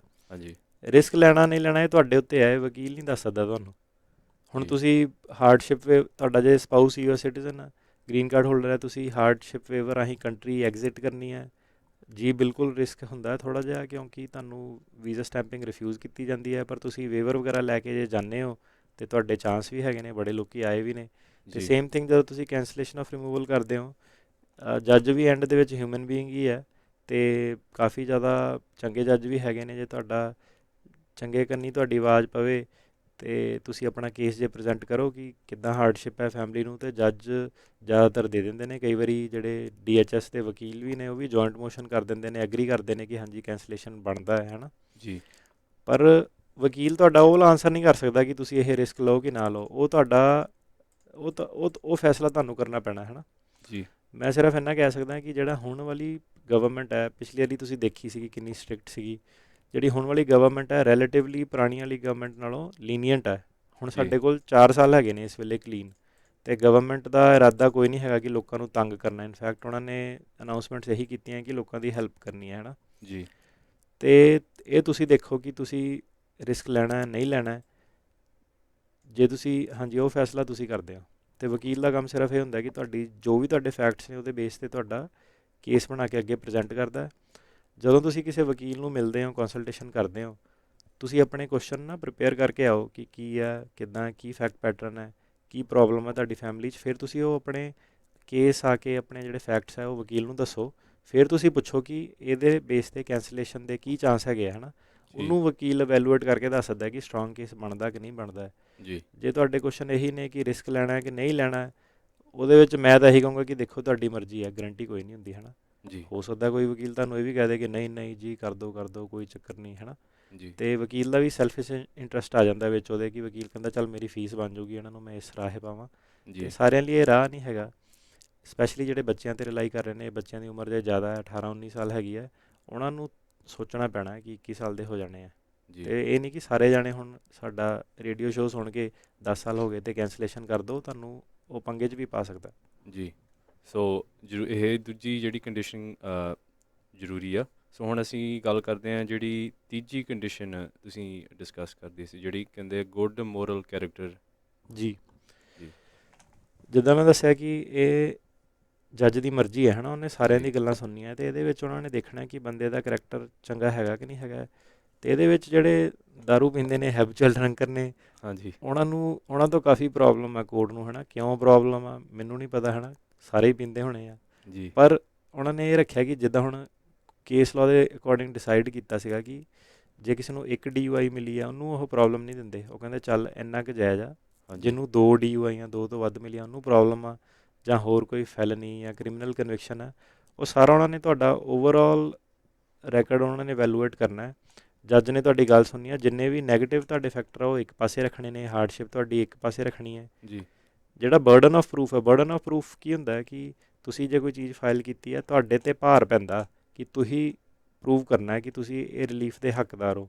ਸੋ ਬਰਡਨ ਆਫ ਪ੍ਰੂਫ ਜਿਹੜਾ ਹੈਗਾ ਉਹ ਤੁਹਾਡੇ ਉੱਤੇ, ਜਿਹਨੇ ਰਿਲੀਫ ਇਹ ਲੈਣਾ ਉੱਤੇ ਫਾਲ ਕਰਦਾ ਹੈ। ਅਤੇ ਤੁਸੀਂ ਸਾਰੀਆਂ ਆਪਣੀਆਂ ਜਿਹੜੀਆਂ ਸਾਰੇ ਆਪਣੇ ਪਲੱਸ ਫੈਕਟਰ, ਨੈਗੇਟਿਵ ਫੈਕਟਰ ਸਾਰੇ ਜੱਜ ਮੂਹਰੇ ਰੱਖਣੇ ਨੇ। ਜੀ ਜੱਜ ਤੁਹਾਡੀ ਗੱਲ ਸੁਣ ਕੇ ਇਹ ਵੀ ਡਿਸਾਈਡ ਕਰ ਸਕਦਾ ਕਿ ਨਹੀਂ ਇਸ ਬੰਦੇ ਨੂੰ ਮੈਂ ਕੈਂਸਲੇਸ਼ਨ ਨਹੀਂ ਦੇਣੀ। ਜੀ ਸੋ ਬੇਸਿਕਲੀ ਤੁਹਾਡਾ ਕੀ ਹੈ ਕਿ ਤੁਸੀਂ ਜਦੋਂ ਜਾਂਦੇ ਹੋ, ਤੁਸੀਂ ਬਾਕੀ ਭਾਵੇਂ ਦੁਨੀਆ ਦੇ ਵਿੱਚ ਜਿੰਨੇ ਮਰਜ਼ੀ ਹੁਸ਼ਿਆਰ ਹੋਵੋ, ਮੈਂ ਸਾਰਿਆਂ ਨੂੰ ਇਹੀ ਕਹਿੰਦਾ, ਤੁਸੀਂ ਉੱਥੇ ਜੱਜ ਮੂਹਰੇ ਜਾ ਕੇ, ਵਕੀਲ ਮੂਹਰੇ ਜਾ ਕੇ, ਸਰਕਾਰੀ, ਉਹਨਾਂ ਨੂੰ ਸਾਲਾਂ ਦਾ ਐਕਸਪੀਰੀਅੰਸ ਹੈਗਾ, ਤੁਸੀਂ ਉੱਥੇ ਹੁਸ਼ਿਆਰੀ ਨਹੀਂ ਮਾਰ ਸਕਦੇ ਹਰ ਵੇਲੇ, ਹੈ ਨਾ। ਜੀ ਅਤੇ ਉਹਨਾਂ ਨੇ ਤੁਹਾਨੂੰ ਜੋ ਵੀ ਤੁਸੀਂ ਬੋਲੋ ਉਹਨਾਂ ਨੇ ਦੇਖਣਾ ਆਪਣੇ ਹਿਸਾਬ ਨਾਲ ਕਿ ਇਹ ਬੰਦਾ ਜੈਨੂਇਨ ਹੈ ਕਿ ਨਹੀਂ ਹੈ, ਇਹ ਫੈਮਿਲੀ ਮੈਨ ਹੈ, ਇਹਦੀ ਪ੍ਰੋਬਲਮ ਹੈਗੀ ਹੈ ਕਿ ਨਹੀਂ ਹੈਗੀ ਹੈ। ਸੋ ਜਿਹੜਾ ਕੈਂਸਲੇਸ਼ਨ ਆਫ ਰਿਮੂਵਲ ਰਿਲੀਫ ਹੈ, ਇਹ ਫੈਮਿਲੀ ਮੈਨ ਵਾਸਤੇ ਆ ਬੇਸਿਕਲੀ ਇੱਕ ਤਰ੍ਹਾਂ, ਹੈ ਨਾ। ਜੀ ਦਾਰੂ ਦੂਰੂ ਜਿਹੜਾ ਨਹੀਂ ਪੀਂਦਾ, ਕੁੱਟਮਾਰ ਨਹੀਂ ਕਰਦਾ, ਹੈ ਨਾ, ਬੱਚਿਆਂ ਦੀ ਜੀ ਟੇਕ ਕੇਅਰ ਕਰਦਾ, ਘਰ ਦੇ ਟੇਬਲ ਦੇ ਉੱਤੇ ਲਿਆ ਕੇ ਫੂਡ ਰੱਖਦਾ। ਸੋ ਇੱਦਾਂ ਦੇ ਜਦੋਂ ਤੁਹਾਡੇ ਫੈਕਟਰ ਸਾਰੇ ਸਾਹਮਣੇ ਜਾਊਗੇ ਅਤੇ ਫਿਰ ਜੱਜ ਦੇਖੂਗਾ ਕਿ ਬੜੀ ਜੈਨੂਇਨ ਫੈਮਿਲੀ ਹੈ, ਬੜਾ ਜੈਨੂਇਨ ਅਤੇ ਹਾਰਡ ਵਰਕਿੰਗ ਬੰਦਾ ਹੈ, ਫੈਮਿਲੀ ਨੂੰ ਬਹੁਤ ਹਾਰਡਸ਼ਿਪ ਹੋਣੀ ਹੈ। ਜੀ ਉਸ ਬੇਸਿਸ 'ਤੇ ਉਹਨਾਂ ਨੇ ਰਿਲੀਫ ਦੇਣਾ। ਉਹਨਾਂ ਨੇ ਇਸ ਬੇਸਿਸ 'ਤੇ ਰਿਲੀਫ ਨਹੀਂ ਦੇਣਾ ਕਿ ਤੁਹਾਡਾ ਬਿਜ਼ਨਸ ਖਰਾਬ ਹੋ ਜਾਣਾ, ਤੁਸੀਂ ਚੱਲ ਜਾਣਾ, ਤੁਹਾਡਾ ਕੰਮ ਚੌਪਟ ਹੋ ਜਾਣਾ। ਉਹਦੇ ਨਾਲ ਜੱਜ ਨੂੰ ਕੋਈ ਲੈਣਾ ਦੇਣਾ ਨਹੀਂ। ਜੀ ਸੋ ਮੇਨ ਦੇਖਦੇ ਵੀ ਜੇ ਬੰਦਾ ਚੱਲ ਗਿਆ, ਡਿਪੋਰਟ ਹੋ ਗਿਆ, ਵੀ ਇਹਦੇ ਪਰਿਵਾਰ ਨੂੰ ਵੀ ਬਹੁਤ ਫਾਇਦਾ ਧੱਕਾ ਹੋ ਕੀ ਜਾਊਗਾ, ਹੋਊਗਾ, ਹਾਂਜੀ। ਧੱਕਾ ਹੋਊਗਾ। ਜੀ ਸੋ ਜੇ ਸਮਝ ਲਓ ਵੀ ਹੁਣ ਸਾਰਾ ਕੁਛ ਹੋ ਗਿਆ, ਜੇ ਤੁਸੀਂ ਆਪਣੀ ਕੈਂਸਲੇਸ਼ਨ ਆਫ ਰਿਮੂਵਲ ਕੇਸ ਜਿੱਤ ਗਏ, ਅਤੇ ਫਿਰ ਅਗਲਾ ਸਟੈਪ ਕੀ ਹੈ, ਜਾਂ ਕੀ ਇਹਦੇ ਬਾਰੇ ਕੀ ਕਹਿ ਸਕਦੇ? ਜਦੋਂ ਤੁਸੀਂ ਕੈਂਸਲੇਸ਼ਨ ਦਾ ਜਿੱਤ ਜਾਂਦੇ ਹੋ, ਪਹਿਲਾਂ ਤਾਂ ਇਹ ਹੈ ਕਿ ਤੁਹਾਡੀ ਡਿਪੂਟੇਸ਼ਨ ਨਹੀਂ ਹੋਊਗੀ, ਹੈ ਨਾ। ਜੀ ਫਿਰ ਦੂਸਰਾ ਇਹ ਹੈ ਕਿ ਸਾਲ ਦੇ 4000 ਹੀ ਮਿਲਦੇ ਆ ਨੰਬਰ, ਅਤੇ ਇਸ ਸਾਲ ਦੇ ਤਾਂ ਖਤਮ ਹੋ ਗਏ ਸਾਰੇ, ਹੈ ਨਾ। ਜਿੱਦਾਂ ਇਹ ਭਰ ਜਾਂਦੇ ਨੇ 35-36 ਹੀ, ਕਿਉਂਕਿ ਜੀ ਪਿਛਲੇ ਬੰਦੇ ਬੜੇ ਲਾਈਨ 'ਚ ਹੁੰਦੇ ਨੇ ਅਤੇ ਉਹੀ ਯੂਜ਼ ਅਪ ਹੋ ਜਾਂਦੇ ਨੇ ਬੜੀ ਫਾਸਟ। ਜੀ ਅਤੇ ਹੁਣ ਹੋਰ ਵੀ ਕੇਸ ਕਾਫੀ ਫਾਈਲ ਹੋਣੇ ਨੇ, ਹੈ ਨਾ। ਜੀ ਅਤੇ 4000 ਹੀ ਗ੍ਰੀਨ ਕਾਰਡ ਮਿਲਦੇ ਨੇ ਕੈਂਸਲੇਸ਼ਨ ਦੇ ਥੱਲੇ, ਅਤੇ ਇਹਦੀ ਵੇਟਿੰਗ ਲਾਈਨ ਹੈ ਜਿਹੜੀ ਕਿ ਵੱਧ ਜਾਏਗੀ ਹੋਰ, ਜੀ ਕਈ ਸਾਲ ਵੇਟ ਕਰਨੀ ਪੈ ਸਕਦੀ ਹੈ ਬੰਦੇ ਨੂੰ। ਅਤੇ ਹਾਂਜੀ ਬਸ ਇਹੀ ਹੈ ਕਿ ਜਦੋਂ ਤੁਸੀਂ ਫਿਰ ਕੇਸ ਜਿੱਤਦੇ ਹੋ, ਤੁਸੀਂ ਵੇਟ ਕਰਦੇ ਹੋ ਆਪਣੀ, ਉਹ 4000 ਜਿੱਦਾਂ ਹੁਣ ਇਸ ਸਾਲ ਦੇ ਸੀਗੇ, ਪਿਛਲੇ ਸਾਲ ਪਹਿਲੇ ਹੀ ਜਿਹੜਾ ਬੈਕਲੌਗ ਚੱਲ ਰਿਹਾ ਉਹਨਾਂ ਨੇ ਯੂਜ਼ ਕਰ ਲਿਆ। ਜੀ ਸੋ ਇੱਦਾਂ ਹੀ ਲਾਈਨ ਤਾਂ ਲੰਬੀ ਹੋਈ ਜਾਣੀ ਆ। ਫਿਰ ਜਿਹੜਾ ਨੰਬਰ ਲਾਈਨ ਦੇ ਵਿੱਚ ਹੈਗਾ 4000 ਦੇ ਹਿਸਾਬ ਨਾਲ ਉਹਨੂੰ ਸਾਲ 'ਚ ਮਿਲ ਜਾਣੇ ਨੇ, ਇਹ 4000 ਪੂਰੇ ਕੰਟਰੀ ਦੇ ਪੂਰੇ ਵਿੱਚ? ਕੰਟਰੀ 'ਤੇ। ਠੀਕ ਹੈ ਜੀ। ਸੋ ਘੱਟ ਹੈਗੇ ਨੇ ਇਹ, ਹੈ ਨਾ। ਹਾਂਜੀ, ਅਤੇ ਹੁਣ ਦੇਖਦੇ ਹਾਂ ਜੇ ਬਾਈਡਨ ਹੁਣੀ ਇਹਨੂੰ ਵਧਾਓਗੇ। ਵਧਾਓ ਤਾਂ ਇਹ, ਪਰ ਨਾ ਵਧਾਉਣੇ ਬੜੇ ਮੁਸ਼ਕਿਲ ਹੈ। ਜਿਹੜੀ US ਪੋਲੀਟਿਕਸ ਦੇ ਵਿੱਚ ਸਭ ਤੋਂ ਔਖੀ ਚੀਜ਼ ਹੈਗੀ ਆ, ਉਹ ਹੈਗੀ ਆ ਗ੍ਰੀਨ ਕਾਰਡ ਦੇ ਨੰਬਰ ਵਧਾਉਣੇ। ਉਹ ਜੀ ਬਹੁਤ ਮੁਸ਼ਕਿਲ ਆ। ਜੀ, ਬਿਲਕੁਲ ਜੀ। ਸੋ ਇਹ ਸੀਗੀ ਜਿਹੜੀ ਨੋਨ LPR ਕੈਂਸਲੇਸ਼ਨ।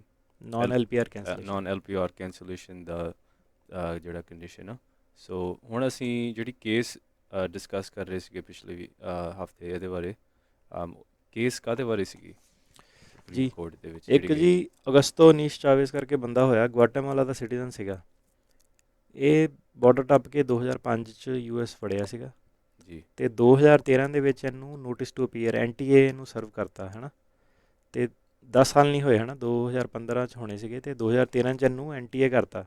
ਜੀ ਇਹ ਜਿਹੜਾ ਕੇਸ ਹੈ ਇਹ NTA ਦੇ ਬਾਰੇ ਆ, ਨੋਟਿਸ ਟੂ ਅਪੀਅਰ ਬਾਰੇ, ਹੈ ਨਾ। ਸੋ ਇਹਨੂੰ ਧਿਆਨ ਨਾਲ ਸੁਣਿਆ ਜਰਾ। ਬੇਸਿਕਲੀ ਕੀ ਸੀਗਾ ਕਿ ਉਹ ਕਹਿੰਦੇ ਕਿ ਜਿਹੜਾ ਇਹਨੂੰ ਨੋਟਿਸ ਆਇਆ ਉਹਦੇ ਵਿੱਚ ਤਰੀਕ ਨਹੀਂ ਲਿਖੀ ਸੀਗੀ ਕਦੋਂ ਤੁਸੀਂ ਅਪੀਅਰ ਹੋਣਾ ਕੋਰਟ ਮੂਹਰੇ। ਪਹਿਲਾਂ ਇਹਨੂੰ ਨੋਟਿਸ ਆਇਆ ਅਤੇ ਫਿਰ ਉਸ ਤੋਂ ਬਾਅਦ ਇਹਨੂੰ ਦੂਜਾ ਨੋਟਿਸ ਆਇਆ। ਦੂਜਾ ਜਿਹੜਾ ਨੋਟਿਸ ਸੀਗਾ ਕੋਰਟ ਦੀ ਹੀਅਰਿੰਗ ਵਾਲਾ, ਉਹ 'ਚ ਤਰੀਕ ਲਿਖੀ ਸੀ। ਮਤਲਬ ਕਿ ਇਹਦੇ NTA ਦੇ ਵਿੱਚ ਇਹਦੇ ਤਰੀਕ ਨਹੀਂ ਲਿਖੀ ਸੀਗੀ ਕੋਰਟ ਦੀ, ਅੱਛਾ ਜੀ। ਅਤੇ ਬਾਅਦ 'ਚ ਜਦੋਂ ਕੋਰਟ ਵੱਲੋਂ ਹੀਅਰਿੰਗ ਨੋਟਿਸ ਆਇਆ ਉਹਦੇ ਵਿੱਚ ਤਰੀਕ ਲਿਖੀ ਸੀਗੀ। ਹੁਣ ਇਹ ਬੰਦੇ ਨੇ ਆਪਣਾ ਜੋ ਵੀ ਅਸਾਈਲਮ, ਵਿਦਹੋਲਡਿੰਗ ਆਫ ਰਿਮੂਵਲ, ਇਹ ਸਾਰਾ ਕੈਂਸਲੇਸ਼ਨ ਆਫ ਰਿਮੂਵਲ ਅਪਲਾਈ ਕੀਤਾ। ਇਹਦੇ ਵਕੀਲ ਨੇ ਆਰਗਿਊ ਕੀਤਾ ਕਿ ਜਿਹੜੀ ਤੁਹਾਡਾ ਨੋਟਿਸ ਟੂ ਅਪੀਅਰ ਸੀਗਾ ਉਹ ਸੀਗਾ ਡਿਫੈਕਟਿਵ, ਜੀ ਤਾਂ ਕਰਕੇ ਤੁਹਾਡੀ ਜਿਹੜੀ 10 ਸਾਲ ਵਾਲੀ ਕਲੌਕ ਆ ਟੁੱਟਦੀ ਨਹੀਂ ਹੈਗੀ, ਇਹਦੀ ਕਲੌਕ ਚੱਲਦੀ ਰਹੀ ਹੈਗੀ। ਇਮੀਗ੍ਰੇਸ਼ਨ ਜੱਜ ਮੰਨਿਆ ਨਹੀਂ, ਉਹਨੇ ਤਾਂ ਡਿਨਾਈ ਕਰਤਾ। ਫਿਰ ਇਹਨੇ ਬੋਰਡ ਆਫ ਇਮੀਗ੍ਰੇਸ਼ਨ ਅਪੀਲ ਮੂਹਰੇ ਅਪੀਲ ਲਾਈ। ਬੋਰਡ ਆਫ ਇਮੀਗ੍ਰੇਸ਼ਨ ਅਪੀਲ ਨੇ ਵੀ ਇਹੀ ਕਿਹਾ ਕਿ ਨਹੀਂ, ਇਹਨੂੰ 2013 'ਚ NTA ਮਿਲਿਆ ਸੀਗਾ, ਤਾਂ ਕਰਕੇ ਜੱਜ ਦਾ ਡਿਸੀਜਨ ਸਹੀ ਹੈ। ਫਿਰ ਇਹਨੇ ਸਰਕਿਟ ਕੋਰਟ 'ਤੇ ਅਪੀਲ ਕੀਤਾ। ਸਰਕਿਟ ਕੋਰਟ ਨੇ ਵੀ ਇਹੀ ਕਿਹਾ ਕਿ ਜੱਜ ਦਾ ਡਿਸੀਜਨ ਬਿਲਕੁਲ ਸਹੀ ਹੈ। ਸੋ ਹੁਣ ਮੁੱਦਾ ਇਹਦੇ ਵਿੱਚ ਸਾਰਾ ਇਹੀ ਆ ਜਾਂਦਾ ਕਿ ਗਵਰਨਮੈਂਟ ਜਿਹੜੀ ਹੈਗੀ ਹੈ, ਕਿ ਉਹਨੂੰ ਡਿਫੈਕਟਿਵ ਜਿਹੜਾ ਨੋਟਿਸ ਹੈ NTA ਦਾ, ਉਹ ਸਰਵ ਕਰਕੇ ਜਿਹੜਾ ਇਹਨਾਂ ਦਾ ਆਪਾਂ ਦੱਸਿਆ ਕਿ ਸਟਾਪ ਟਾਈਮ ਰੂਲ, ਹੈ ਨਾ। ਸਟਾਪ ਟਾਈਮ ਰੂਲ ਹੁੰਦਾ ਕਿ 10 ਸਾਲ ਨੂੰ ਰੋਕਤਾ ਕਿਸੇ ਤਰੀਕੇ ਨਾਲ, ਜੀ ਕਿ ਜਿਹੜਾ ਡਿਫੈਕਟਿਵ ਨੋਟਿਸ ਹੈਗਾ ਉਹ ਸਟਾਪ ਟਾਈਮ ਰੂਲ ਨੂੰ ਟ੍ਰਿਗਰ ਕਰਦਾ ਕਿ ਨਹੀਂ ਕਰਦਾ। ਹਾਂਜੀ ਸੋ ਆਪਾਂ ਪਹਿਲਾਂ ਹੀ ਦੱਸਿਆ ਸੀਗਾ, ਹੈ ਨਾ, ਜਿੱਦਾਂ ਕਿ ਕੈਂਸਲੇਸ਼ਨ ਵਾਸਤੇ ਤੁਹਾਨੂੰ ਕੁਆਲੀਫਾਈਂਗ ਰਿਲੇਟਿਵ ਚਾਹੀਦਾ ਹੈ, ਐਕਸਟ੍ਰੀਮ ਹਾਰਡਸ਼ਿਪ ਤੁਹਾਨੂੰ ਸ਼ੋਅ ਕਰਨੀ ਪੈਂਦੀ ਹੈ, ਗੁੱਡ ਜੀ ਮੋਰਲ ਕਰੈਕਟਰ ਸਾਰਾ ਹੋਣਾ ਚਾਹੀਦਾ ਹੈ, ਅਤੇ ਇਹਦੇ ਨਾਲ ਨਾਲ ਜੱਜ ਦੀ ਡਿਸਕ੍ਰੈਸ਼ਨ ਵੀ ਚਾਹੀਦੀ ਹੈ ਨਾ। ਸੋ ਜੱਜ ਨੇ ਇਹਦੇ ਵਿੱਚ ਡਿਨਾਈ ਕਰਤਾ। ਸੋ ਇਸ ਕੇਸ ਤੋਂ ਪਹਿਲਾਂ ਲਾਅ ਕੀ ਸੀਗਾ, ਇੱਕ ਹੋਰ ਬੜਾ ਤਗੜਾ ਕੇਸ ਹੋਇਆ Pereira versus sessions, Jeff session ਜਿਹੜਾ ਸੀਗਾ। ਪਰੇਰਾ ਵਰਸਸ ਸੈਸ਼ਨ ਜਿਹੜਾ ਕੇਸ ਸੀਗਾ, ਉਸ ਕੇਸ ਤੋਂ ਪਹਿਲਾਂ ਲਾਅ ਇਹ ਸੀਗਾ ਕਿ ਕਿਸੇ ਵੀ ਕਿਸਮ ਦਾ NTA ਤੁਹਾਡੀ 10 ਸਾਲ ਦੀ ਕਲੌਕ ਤੋੜ ਦਿੰਦਾ। ਜੀ ਸੋ ਜਦੋਂ, ਮਤਲਬ ਕਹਿਣ ਦਾ ਮਤਲਬ ਕਿ ਭਾਵੇਂ ਡਿਫੈਕਟਿਵ ਹੋਵੇ, ਜਿੱਦਾਂ ਦਾ ਮਰਜ਼ੀ ਹੋਵੇ, ਜਦੋਂ ਤੁਹਾਨੂੰ ਨੋਟਿਸ ਟੂ ਅਪੀਅਰ ਆ ਗਿਆ, ਮਤਲਬ ਤੁਸੀਂ ਫੜੇ ਗਏ, ਤੁਹਾਨੂੰ ਪੇਸ਼ੀ ਦਾ ਨੋਟਿਸ ਆ ਗਿਆ, ਤੁਹਾਡੀ 10 ਸਾਲ ਦੀ ਕਲੌਕ ਟੁੱਟ ਜਾਂਦੀ ਸੀਗੀ ਪਹਿਲਾਂ। ਸੋ ਜਿਹੜਾ ਪਰੇਰਾ ਵਰਸਸ ਸੈਸ਼ਨ ਜਿਹੜਾ ਕੇਸ ਹੋਇਆ, ਉਹਦੇ ਵਿੱਚ ਉਹਨਾਂ ਨੇ ਇਹ ਕਿਹਾ ਸੀਗਾ ਕਿ ਜੇ ਤੁਹਾਡਾ ਇੱਕ ਨੋਟਿਸ ਡਿਫੈਕਟਿਵ ਹੈ ਅਤੇ ਦੂਜਾ ਵਾਲਾ ਤੁਹਾਡਾ ਸਹੀ ਆਉਂਦਾ ਹੈ, ਅਤੇ ਉਹ ਤੁਹਾਡੀ ਕਲੌਕ ਤੋੜ ਦਿੰਦਾ ਹੈ। ਇਹ ਲਾਅ ਚੱਲ ਰਿਹਾ ਸੀਗਾ। ਜੀ ਸੋ ਜਿਹੜੀ ਡਿਪਾਰਟਮੈਂਟ ਆਫ ਹੋਮਲੈਂਡ ਸਿਕਿਉਰਿਟੀ ਸੀਗੀ, ਉਹਨੇ ਇਹੀ ਆਰਗਿਊ ਕਰਨ ਦੀ ਕੋਸ਼ਿਸ਼ ਕੀਤੀ ਕਿ ਇਹੀ ਚੀਜ਼ ਮੇਨਟੇਨ ਰਹਿਣੀ ਚਾਹੀਦੀ ਹੈ ਕਿ ਭਾਵੇਂ ਪਹਿਲਾਂ ਡਿਫੈਕਟਿਵ ਸੀਗਾ, ਜੇ ਬਾਅਦ 'ਚ ਆਪਾਂ ਦੂਜਾ ਵਾਲਾ ਸਹੀ ਦੇ ਦਿੱਤਾ, ਉਹ ਡਿਫੈਕਟਿਵ ਨੋਟਿਸ ਨੂੰ ਕਿਉਰ ਕਰ ਦਿੰਦਾ। ਮਤਲਬ ਕਿ ਆਪਾਂ ਇੱਕ ਤੋਂ ਵੱਧ ਨੋਟਿਸ ਦੇ ਕੇ ਆਪਣਾ ਜਿਹੜੀ ਖਾਨਾ ਪੂਰਤੀ ਆ ਪੂਰੀ ਕਰ ਸਕਦੇ ਹਾਂ, ਹੈ ਨਾ। ਜੀ ਅਤੇ ਹੁਣ ਜਿਹੜਾ ਸਾਡਾ ਵਾਲਾ ਕੇਸ ਸੀਗਾ ਨੀਸ਼ ਚਾਵੇਜ਼ ਵਾਲਾ, ਇਹਦੇ ਵਿੱਚ ਕੀ ਹੋਇਆ ਕਿ ਪਹਿਲਾ ਨੋਟਿਸ ਉਹਨੂੰ ਡਿਫੈਕਟਿਵ ਆਇਆ, ਦੂਜਾ ਵਾਲਾ ਸਹੀ ਆਇਆ, ਹੈ ਨਾ। ਜੀ ਸੋ ਪਰੇਰਾ ਵਰਸਸ ਸੈਸ਼ਨ ਵਾਲੇ ਕੇਸ ਦੇ ਅਕੋਰਡਿੰਗ ਤਾਂ ਸਰਕਾਰ ਨੇ ਆਪਣੀ ਖਾਨਾ ਪੂਰਤੀ ਪੂਰੀ ਕਰਤੀ। ਹੁਣ ਇਹਦਾ ਜਦੋਂ ਸਾਰਾ ਡਿਨਾਈ ਹੋ ਗਿਆ, ਉੱਤੇ ਤੱਕ ਡਿਨਾਈ ਹੋ ਗਿਆ, ਉਹਨੇ ਕਿਹਾ ਕਿ ਨਹੀਂ, ਇਹ ਜੱਜ ਨੇ ਸਹੀ ਫੈਸਲਾ ਦਿੱਤਾ, ਇਹ ਸੁਪਰੀਮ ਕੋਰਟ 'ਚ ਚੱਲ ਗਏ। ਸੋ ਸੁਪਰੀਮ ਕੋਰਟ ਨੇ ਕਿਹਾ ਹੈ ਕਿ ਨਹੀਂ, ਤੁਸੀਂ ਇੱਦਾਂ ਨਹੀਂ ਕਰ ਸਕਦੇ। ਜਸਟਿਸ ਗੋਰਸ਼ ਨੇ ਕਾਫੀ ਵਧੀਆ ਇਹਦੇ ਉੱਤੇ ਓਪੀਨੀਅਨ ਦਿੱਤਾ। ਉਹਨਾਂ ਨੇ ਬੇਸਿਕਲੀ ਇਹ ਕਿਹਾ ਕਿ ਜਦੋਂ ਕੋਈ ਵੀ ਬੰਦਾ ਇਮੀਗ੍ਰੇਸ਼ਨ ਦੇ ਕੋਲ ਜਾਂਦਾ ਹੈ, ਕੋਈ ਵੀ ਫਾਰਮ ਅਪਲਾਈ ਕਰਦਾ ਹੈ, ਅਤੇ ਪਾਸਪੋਰਟ ਅਪਲਾਈ ਕਰਦਾ ਹੈ, ਸੋਸ਼ਲ ਸਿਕਿਉਰਿਟੀ ਜਾਂ ਡਰਾਈਵਰ ਲਾਇਸੈਂਸ ਅਪਲਾਈ ਕਰਦਾ ਹੈ, ਜੇ ਸਾਡੇ ਵੱਲੋਂ ਕੋਈ ਫਾਰਮ 'ਚ ਗਲਤੀ ਹੋ ਜਾਵੇ ਤਾਂ ਸਰਕਾਰ ਉਹਨੂੰ ਵਾਪਸ ਮੋੜ ਦਿੰਦੀ ਹੈ, ਕਹਿੰਦੀ ਤੂੰ ਦੁਬਾਰਾ ਆ ਲਾਈਨ 'ਚ, ਦੁਬਾਰਾ ਫੀਸ ਦੇ, ਜੀ ਪੈਨਲਟੀ ਲਾਉਂਦੀ ਹੈ ਉਹਦੇ ਉੱਤੇ, ਹੈ ਨਾ। ਅਤੇ ਸਰਕਾਰ ਬੰਦੇ ਨੂੰ ਕਹਿੰਦੀ ਹੈ ਕਿ ਤੁਹਾਨੂੰ ਫਾਰਮ ਸਹੀ ਤਰ੍ਹਾਂ ਭਰਨੇ ਚਾਹੀਦੇ ਆ ਸਾਰੇ। ਜੀ ਅਤੇ ਜਸਟਿਸ ਗੋਰਸ਼ ਨੇ ਕਿਹਾ ਕਿ ਹੁਣ ਸਰਕਾਰ ਨੂੰ ਆਪਣੇ ਪ੍ਰੋਬਲਮ ਭਰਨ 'ਚ ਆਪ ਹੀ, ਆਪਣੇ ਫਾਰਮ ਭਰਨ ਦੇ ਵਿੱਚ ਆਪ ਹੀ ਤਕਲੀਫ ਹੋ ਰਹੀ ਹੈ, ਅਤੇ ਉਹ ਸਾਨੂੰ ਇਹ ਕਹਿਣਾ ਚਾਹ ਰਹੀ ਹੈ ਸਰਕਾਰ ਕਿ ਜੇ ਲੋਕਾਂ ਨੇ ਭਰਨੇ ਆ ਉਹ ਬਿਲਕੁਲ ਸਹੀ ਭਰ ਕੇ ਦੇਣ, ਅਤੇ ਜੇ ਆਪਾਂ ਨੂੰ ਭਰਨਾ ਪਵੇ ਸਰਕਾਰ ਨੂੰ, ਤਾਂ ਸਾਨੂੰ ਇੱਕ ਤੋਂ ਵੱਧ ਮੌਕਾ ਦਿੱਤਾ ਜਾਵੇ, ਅਤੇ ਜੀ ਕੋਈ ਟਾਈਮ ਲਿਮਿਟ ਨਹੀਂ ਕਿ ਸਾਡੀ ਮਰਜ਼ੀ ਹੈ, ਆਪਾਂ ਭਾਵੇਂ ਇੱਕ ਫਾਰਮ ਨਾਲ ਸਹੀ ਭਰੀਏ, ਭਾਵੇਂ ਆਪਾਂ 10 ਵਾਰੀ ਮੌਕਾ ਲਈਏ, ਭਾਵੇਂ ਆਪਾਂ 1 ਸਾਲ 'ਚ ਦਈਏ, ਭਾਵੇਂ ਆਪਾਂ 10 ਸਾਲ 'ਚ ਦਈਏ, ਹੈ ਨਾ। ਅਤੇ ਜਸਟਿਸ ਗੋਰਸ਼ ਨੇ ਕਿਹਾ ਕਿ ਇਹ ਜਾਇਜ਼ ਨਹੀਂ ਹੈਗਾ, ਇੱਦਾਂ ਨਹੀਂ ਹੋਣਾ ਚਾਹੀਦਾ। ਸਾਨੂੰ ਸਰਕਾਰ 'ਤੇ ਜੇ ਜੋ ਤੁਸੀਂ ਸਟੈਂਡਰਡ ਆਫ ਪ੍ਰੂਫ ਆਪਣਾ ਬੰਦਿਆਂ ਦੇ ਉੱਤੇ ਲਗਾਉਂਦੇ ਹੋ, ਲੋਕਾਂ ਦੇ ਉੱਤੇ ਲਾਉਂਦੇ ਹੋ ਭਰਨ ਦਾ ਫਾਰਮ, ਉਹੀ ਸਰਕਾਰ ਨੂੰ ਵੀ ਫੋਲੋ ਕਰਨਾ ਪੈਣਾ ਹੈ। ਅਤੇ ਇਹ ਬਿਲਕੁਲ ਸਹੀ ਨਹੀਂ ਹੈਗਾ। ਕਾਂਗਰਸ ਨੇ ਇਹ ਕਿਹਾ ਸੀਗਾ ਕਿ ਨੋਟਿਸ ਟੂ ਅਪੀਅਰ, ਮਤਲਬ ਕਿ ਇੱਕੋ ਨੋਟਿਸ ਟੂ ਅਪੀਅਰ। ਹਾਂਜੀ ਸੋ ਉਹਨਾਂ ਨੇ ਇਹ ਕਿਹਾ ਕਿ ਸਰਕਾਰ ਦੀ ਇਹ ਜ਼ਿੰਮੇਵਾਰੀ ਹੈ ਕਿ ਤੁਸੀਂ ਇੱਕੋ ਵਾਰੀ ਦੇ ਵਿੱਚ ਬਿਲਕੁਲ ਸਹੀ ਨੋਟਿਸ ਟੂ ਅਪੀਅਰ ਦੇਣਾ ਹੈ, ਜਿਹਦੇ ਵਿੱਚ ਕਿ ਤਰੀਕ ਮੈਂਸ਼ਨ ਕੀਤੀ ਹੋਣੀ ਚਾਹੀਦੀ ਹੈ ਕਿ ਕਦੋਂ ਪੇਸ਼ੀ ਹੈਗੀ ਹੈ ਬੰਦੇ ਦੀ, ਹੈ ਨਾ। ਜੀ ਜੇ ਉਹ ਨੋਟਿਸ ਤੁਸੀਂ ਸਹੀ ਨਹੀਂ ਦੇ ਸਕਦੇ ਹੋ ਅਤੇ ਉਹ ਤੁਹਾਡਾ ਸਟਾਪ ਟਾਈਮ ਰੂਲ ਨੂੰ ਟ੍ਰਿਗਰ ਨਹੀਂ ਕਰੂਗਾ। ਜੀ ਸੋ ਕਹਿਣ ਦਾ ਮਤਲਬ ਕੀ ਹੈਗਾ ਕਿ ਜਿਹੜੇ ਵੀ ਲੋਕ ਹੁਣ ਇਹ ਰੇਡੀਓ ਸ਼ੋਅ ਨੂੰ ਸੁਣ ਰਹੇ ਨੇ, ਆਪਣੇ ਆਪਣੇ ਨੋਟਿਸ ਟੂ ਅਪੀਅਰ ਨੂੰ ਦੇਖੋ, ਜੇ ਨਹੀਂ ਹੈਗਾ ਆਪਣੇ ਆਪਣੇ ਵਕੀਲ ਕੋਲ ਨੋਟਿਸ ਟੂ ਅਪੀਅਰ ਮੰਗੋ। ਉਹ ਨੋਟਿਸ ਟੂ ਅਪੀਅਰ ਜਿਹੜਾ ਤੁਹਾਡਾ ਆਇਆ ਉਹਦੇ ਉੱਤੇ ਦੇਖੋ ਪਹਿਲਾਂ ਕਿ ਹੀਅਰਿੰਗ ਦੀ ਡੇਟ ਲਿਖੀ ਹੈ ਕਿ ਉੱਥੇ ਲਿਖਿਆ ਟੂ ਬੀ ਡਿਟਰਮਾਈਂਡ। ਹੁਣ ਜੀ ਉਹ ਪਹਿਲੇ ਪੇਜ 'ਤੇ ਤੁਹਾਨੂੰ ਨਾ ਥੱਲੇ ਕੋਨੇ 'ਤੇ ਲੈਫਟ ਸਾਈਡ 'ਤੇ ਮਿਲੂਗਾ ਕਿ ਕੀ ਤਰੀਕ ਉਹਨਾਂ ਨੇ ਦਿੱਤੀ ਹੈ। ਜੇ ਤੁਹਾਨੂੰ ਲੱਗਦਾ ਕਿ ਤਰੀਕ ਨਹੀਂ ਲਿਖੀ ਅਤੇ ਟੂ ਬੀ ਡਿਟਰਮਾਈਂਡ ਲਿਖਿਆ ਹੋਇਆ ਹੈ ਅਤੇ ਤੁਹਾਡਾ NTA ਜਿਹੜਾ ਸੀਗਾ ਉਹ ਡਿਫੈਕਟਿਵ ਸੀਗਾ। ਇਹਦੇ ਨਾਲ ਨਾਲ ਉਹਦੇ ਵਿੱਚ ਹੋਰ ਵੀ ਚੀਜ਼ਾਂ ਕਿ ਤੁਹਾਡੇ ਉੱਤੇ ਐਲੀਗੇਸ਼ਨ ਸਾਰੇ ਲੱਗੇ ਹੋਣੇ ਚਾਹੀਦੇ ਨੇ, ਫੈਕਚੁਅਲ ਅਤੇ ਲੀਗਲ, ਅਤੇ ਤੁਹਾਨੂੰ ਇਹ ਵੀ ਦੱਸਿਆ ਹੋਣਾ ਚਾਹੀਦਾ ਸਰਕਾਰ ਨੇ ਕਿ ਤੁਸੀਂ ਆਪਣਾ ਵਕੀਲ ਕਰ ਸਕਦੇ ਹੋ। ਜੇ ਇਹ ਸਾਰੀਆਂ ਅਸੈਂਸ਼ੀਅਲ ਚੀਜ਼ਾਂ ਤੁਹਾਡੇ ਨੋਟਿਸ ਤੋਂ ਮਿਸਿੰਗ ਹੈਗੀਆਂ ਅਤੇ ਨਾਲ ਇਹਦੇ ਨਾਲ ਨਾਲ ਤੁਹਾਡਾ ਕੁਆਲੀਫਾਈਂਗ ਰਿਲੇਟਿਵ ਹੈਗਾ, ਫਿਰ ਤੁਸੀਂ ਕੈਂਸਲੇਸ਼ਨ ਆਫ ਰਿਮੂਵਲ ਲਈ ਅਪਲਾਈ ਕਰ ਸਕਦੇ ਹੋ। ਜੀ ਪਰ ਇਹ ਨਹੀਂ ਕਿ ਹੁਣ ਤੁਸੀਂ ਕਹੋ ਕਿ ਨਹੀਂ, ਮੈਨੂੰ 10 ਸਾਲ ਮੈਨੂੰ ਹੋ ਗਏ, ਮੇਰਾ ਕੁਆਲੀਫਾਈਂਗ ਰਿਲੇਟਿਵ ਵੀ ਹੈ, ਮੈਨੂੰ ਰਿਲੀਫ ਦਿਓ। ਇਹ ਰਿਕੁਆਇਰਮੈਂਟ ਨੂੰ ਜ਼ਰੂਰ ਯਾਦ ਰੱਖਿਓ ਕਿ ਤੁਸੀਂ 10 ਸਾਲ ਦੀ ਜਿਹੜੀ 10 ਸਾਲ ਤੁਸੀਂ ਬਿਨਾਂ ਨੋਟਿਸ ਟੂ ਅਪੀਅਰ ਜਾਂ ਡਿਫੈਕਟਿਵ ਨੋਟਿਸ ਟੂ ਅਪੀਅਰ ਨਾਲ ਮੀਟ ਕਰਨੇ ਨੇ।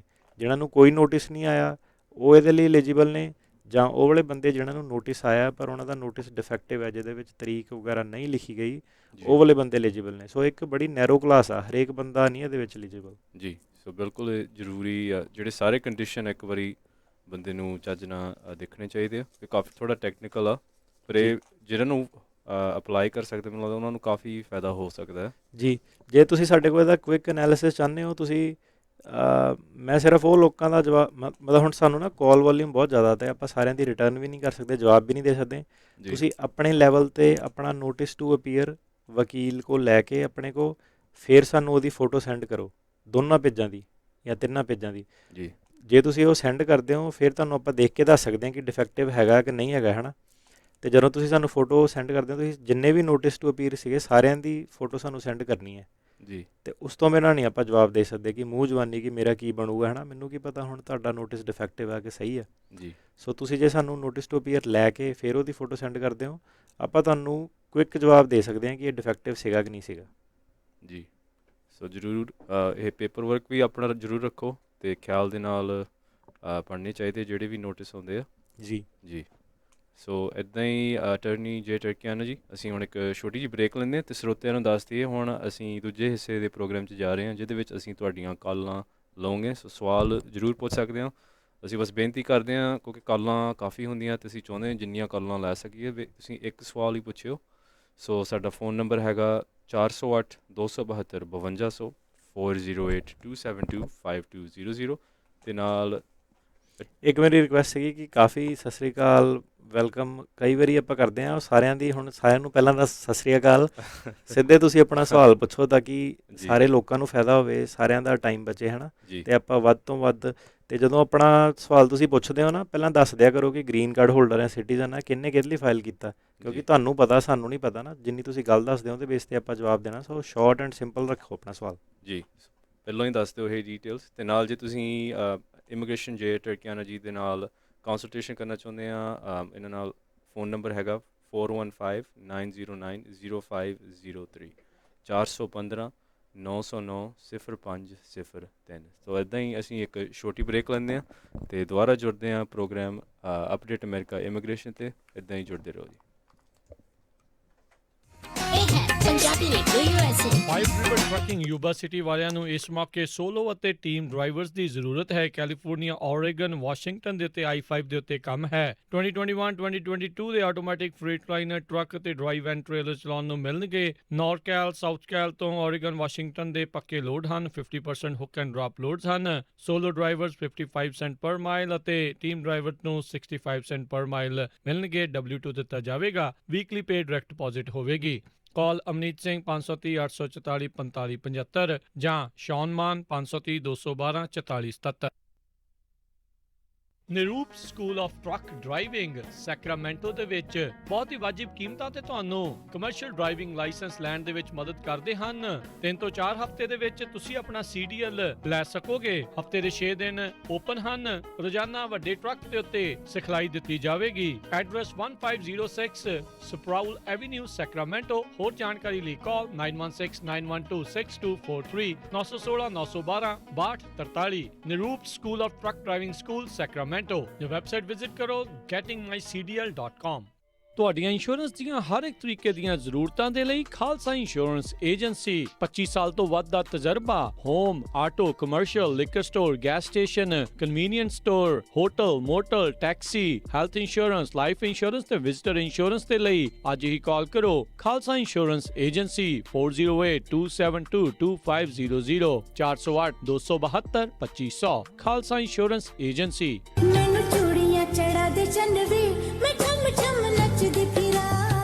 ਗਹਿਣੇ ਤਾਂ ਜੀ ਮੈਂ ਸਿਰਫ ਨੂਰ ਮਹਿਲ ਜਿਊਲਰ ਯੂਬਾ ਸਿਟੀ ਵਾਲਿਆਂ ਤੋਂ ਬਣਵਾਉਣੇ ਆ। ਨੂਰ ਮਹਿਲ ਜਿਊਲਰਸ ਯੂਬਾ ਸਿਟੀ ਵਾਲੇ ਹੁਣ ਖੁੱਲ ਚੁੱਕੇ ਹਨ ਸੈਕਰਾਮੈਂਟੋ ਵਿੱਚ ਵੀ। ਸੋਹਣੇ ਲੇਟੈਸਟ ਨਵੇਂ ਡਿਜ਼ਾਈਨ ਦੇ ਗਹਿਣੇ 1990 ਤੋਂ ਗਹਿਣਿਆਂ ਦੇ ਨਾਲ ਸਜਾ ਰਹੇ ਨੇ ਲੋਕਾਂ ਨੂੰ ਅਤੇ ਇਹਨਾਂ ਦੇ ਨਾਮ ਵਿੱਚ ਸ਼ਿਓਰਿਟੀ ਆ। ਹਰ ਤਰ੍ਹਾਂ ਦੇ ਖੂਬਸੂਰਤ 22, 23, 24 ਕੈਰਟ ਦੇ ਸੋਨੇ ਚਾਂਦੀ ਅਤੇ ਹੀਰੇ ਦੇ ਗਹਿਣੇ ਖਰੀਦ ਸਕਦੇ ਹੋ। ਭਾਵੇਂ ਸੋਨੇ ਚਾਂਦੀ ਦੇ ਸਿੱਕੇ ਖਰੀਦੋ ਜਾਂ ਫਿਰ ਬਣਵਾਓ ਕਸਟਮ ਡਿਜ਼ਾਈਨ ਦੇ ਖੂਬਸੂਰਤ ਗਹਿਣੇ। ਰਾਸ਼ੀ ਨਗ ਵਾਲੀਆਂ ਮੁੰਦਰੀਆਂ ਵੀ ਖਰੀਦ ਸਕਦੇ ਹੋ। ਨੂਰ ਮਹਿਲ ਜਿਊਲਰ ਤੁਹਾਡੀ ਸੇਵਾ ਦੇ ਵਿੱਚ ਹਾਜ਼ਰ ਨੇ। ਪੁਰਾਣੇ ਗਹਿਣੇ ਵੇਚ ਸਕਦੇ ਹੋ ਅਤੇ ਖੁੱਲੇ ਰਹਿੰਦੇ ਹਨ ਸਵੇਰੇ 10:30 ਵਜੇ ਤੋਂ ਸ਼ਾਮੀ 7 ਵਜੇ ਤੱਕ। ਵਧੇਰੇ ਜਾਣਕਾਰੀ ਲਈ ਗੱਲ ਕਰ ਸਕਦੇ ਹੋ 916 692 8121 9166928121। Noor Mahal jewellers Sacramento 2840 Del Paso road suite 200 Sacramento. ਅਤੇ ਯਾਦ ਰੱਖੋ Chaman Lal Noor Mahal jewellers Yuba City ਵਾਲਿਆਂ ਨੂੰ।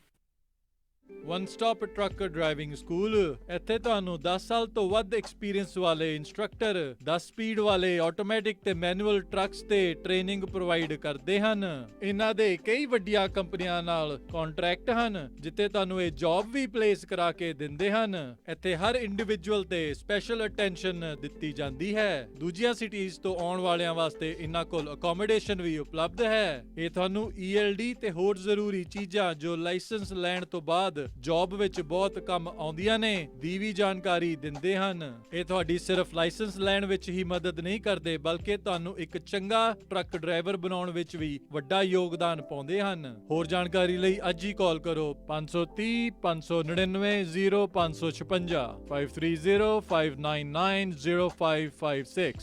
One stop truck driving school.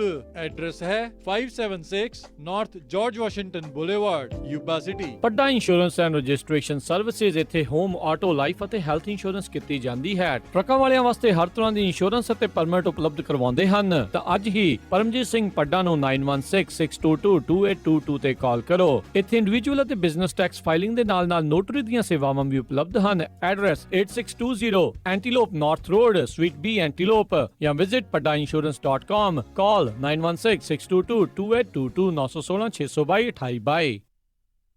Insurance ਦੀ ਦੁਨੀਆ ਦੇ ਵਿੱਚ ਭਰੋਸੇਮੰਦ ਨਾਮ ਖਾਲਸਾ ਇੰਸ਼ੋਰੈਂਸ ਏਜੰਸੀ। ਆਪਣੇ ਕਿਸੇ ਵੀ ਤਰੀਕੇ ਦੀ insurance auto, home, commercial, life ਕਰਵਾਉਣੀ ਹੋਵੇ ਤਾਂ ਅੱਜ ਹੀ ਸੰਪਰਕ ਕਰੋ। ਖਾਲਸਾ ਇੰਸ਼ੋਰੈਂਸ ਏਜੰਸੀ 26 ਸਾਲ ਤੋਂ ਵੱਧ ਦਾ ਤਜਰਬਾ। ਕਾਲ 408 272 2500 408 272 2500। Khalsa insurance agency 408 272 2500।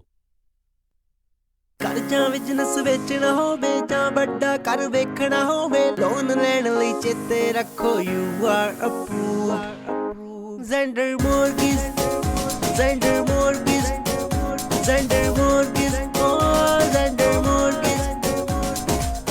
ਜੇ ਤੁਸੀਂ ਆਪਣਾ ਘਰ ਜਾਂ ਬਿਜ਼ਨਸ ਵੇਚਣ ਤੇ ਖਰੀਦਣ ਦੇ ਨਾਲ-ਨਾਲ ਘਰ ਜਾਂ ਬਿਜ਼ਨਸ ਦਾ ਲੋਨ ਕਰਵਾਉਣਾ ਚਾਹੁੰਦੇ ਹੋ ਤਾਂ ਅੱਜ ਹੀ ਕਾਲ ਕਰੋ ਜ਼ੈਂਡਰ ਮੋਰਗੇਜ ਤੇ ਜ਼ੈਂਡਰ ਰੀਅਲ ਸਟੇਟ ਦੇ ਆਫਿਸ ਵਿੱਚ, ਜਿੱਥੇ ਇੱਕ ਹੀ ਛੱਤ ਹੇਠਾਂ ਤੁਹਾਨੂੰ ਮਿਲੇਗੀ ਰੀਅਲ ਸਟੇਟ ਨਾਲ ਜੁੜੀ ਹਰ ਸਰਵਿਸ।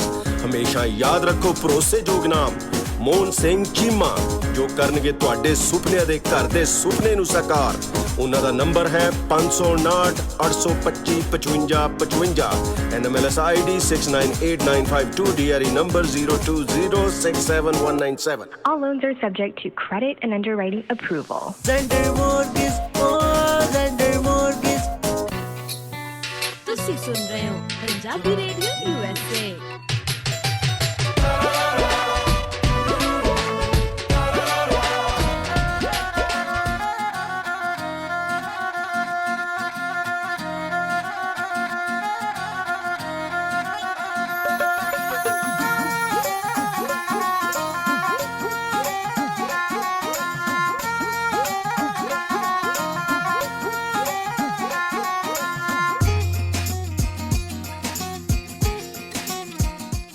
ਜੀ ਹਾਂ, ਬ੍ਰੇਕ ਤੋਂ ਬਾਅਦ ਸਾਰੇ ਸਰੋਤਿਆਂ ਨੂੰ ਸਵਾਗਤ ਕਰਦੇ ਹਾਂ ਪ੍ਰੋਗਰਾਮ ਅਪਡੇਟ ਅਮਰੀਕਾ ਇਮੀਗ੍ਰੇਸ਼ਨ।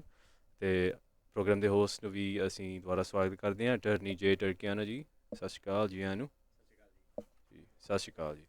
ਸੋ ਹੁਣ ਅਸੀਂ ਕਾਲਾਂ ਵੱਲ ਜਾਂਦੇ ਹਾਂ। ਜੇ ਤੁਸੀਂ ਵੀ ਸਵਾਲ ਪੁੱਛਣਾ ਚਾਹੁੰਦੇ ਆ, ਜਿੱਦਾਂ ਕਹਿ ਰਹੇ ਸੀ, ਜ਼ਰੂਰ ਇੱਕ ਸਵਾਲ ਹੀ ਪੁੱਛਿਓ। ਅਤੇ ਸਾਡਾ ਫ਼ੋਨ ਨੰਬਰ ਹੈਗਾ 408 272 5200 4082725200।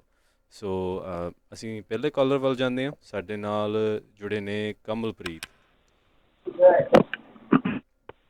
ਹਾਂਜੀ, ਸਤਿ ਸ਼੍ਰੀ ਅਕਾਲ ਭਾਜੀ। ਜੀ ਭਾਜੀ ਮੇਰਾ ਸਵਾਲ ਇਹ ਹੈ ਵੀ ਸਾਨੂੰ ਆਇਆ ਨੂੰ ਇੱਥੇ 10 ਸਾਲ ਤੋਂ ਉੱਪਰ ਹੋ ਗਏ, ਸਮਝ ਲਓ 11.5 ਸਾਲ ਹੋ ਗਏ, ਤੇ ਸਾਡੇ 2 ਬੱਚੇ ਆ, ਅਸੀਂ ਕੋਈ ਕਿਸੇ ਤਰ੍ਹਾਂ ਦਾ ਅਪਲਾਈ ਨਹੀਂ ਕੀਤਾ ਜੀ। ਤੇ ਕੀ ਸਾਡਾ ਕੁਝ ਹੋ ਸਕਦਾ ਹੈ? ਟੈਕਸ ਵਗੈਰਾ ਮੈਂ ਫਾਈਲ ਕਰਦਾ ਜੀ ਐਵਰੀ ਈਅਰ। ਜੀ ਬਿਲਕੁਲ, ਤੁਸੀਂ ਕੈਂਸਲੇਸ਼ਨ ਆਫ ਰਿਮੂਵਲ ਰਿਲੀਫ ਤੁਹਾਨੂੰ ਮਿਲ ਸਕਦਾ। ਠੀਕ ਹੈ, ਥੈਂਕ ਯੂ, ਮਿਹਰਬਾਨੀ। ਓਕੇ ਜੀ, ਥੈਂਕ ਯੂ ਜੀ। Thank you. ਅਤੇ ਦੁਬਾਰਾ ਵੀ ਦੱਸ ਦਿੰਦੇ ਹਾਂ, ਜੇ ਟਰਕੀਆਨਾ ਜੀ ਦੇ ਆਫਿਸ ਦਾ ਫ਼ੋਨ ਨੰਬਰ 415 909 0503 415 909 0503। ਅਤੇ ਇੱਦਾਂ ਹੀ ਅਸੀਂ ਅਗਲੇ ਕਾਲਰ ਵੱਲ ਜਾਂਦੇ ਹਾਂ। ਸਾਡੇ ਨਾਲ ਜੁੜੇ ਨੇ ਗੁਰਚਰਨ ਸਿੰਘ। ਹਾਂਜੀ ਗੁਰਚਰਨ ਸਿੰਘ। ਨਿਊਯਾਰਕ ਉਹਦਾ ਨਾ ਗਾਰਡੀਅਨ ਦਾ ਕੇਸ ਸੀਗਾ ਜੀ। ਜੀ ਗੁਰਚਰਨ ਸਿੰਘ ਬੋਲ ਰਿਹਾ ਜੀ। ਜੀ ਹੈਲੋ ਜੀ। ਉਹਦਾ ਜੀ ਕੇਸ ਸੀਗਾ ਗਾਰਡੀਅਨ ਦਾ ਲਾਇਆ ਜੀ, ਉਹ ਡਿਨਾਈ ਹੋ ਗਿਆ ਸੀ ਅੱਜ ਤੋਂ 2 ਸਾਲ ਪਹਿਲਾਂ ਜੀ। ਉਸ ਤੋਂ ਬਾਅਦ ਅਪੀਲ ਕੀਤੀ ਸੀ, ਉਹ ਵੀ ਡਿਨਾਈ ਹੋ ਗਈ ਜੀ। ਤੇ ਉਹਨੂੰ ਰਿਮੂਵਲ ਪ੍ਰੋਸੀਡਿੰਗ 'ਚ ਪੈ ਗਿਆ ਸੀ ਕੇਸ ਜੀ।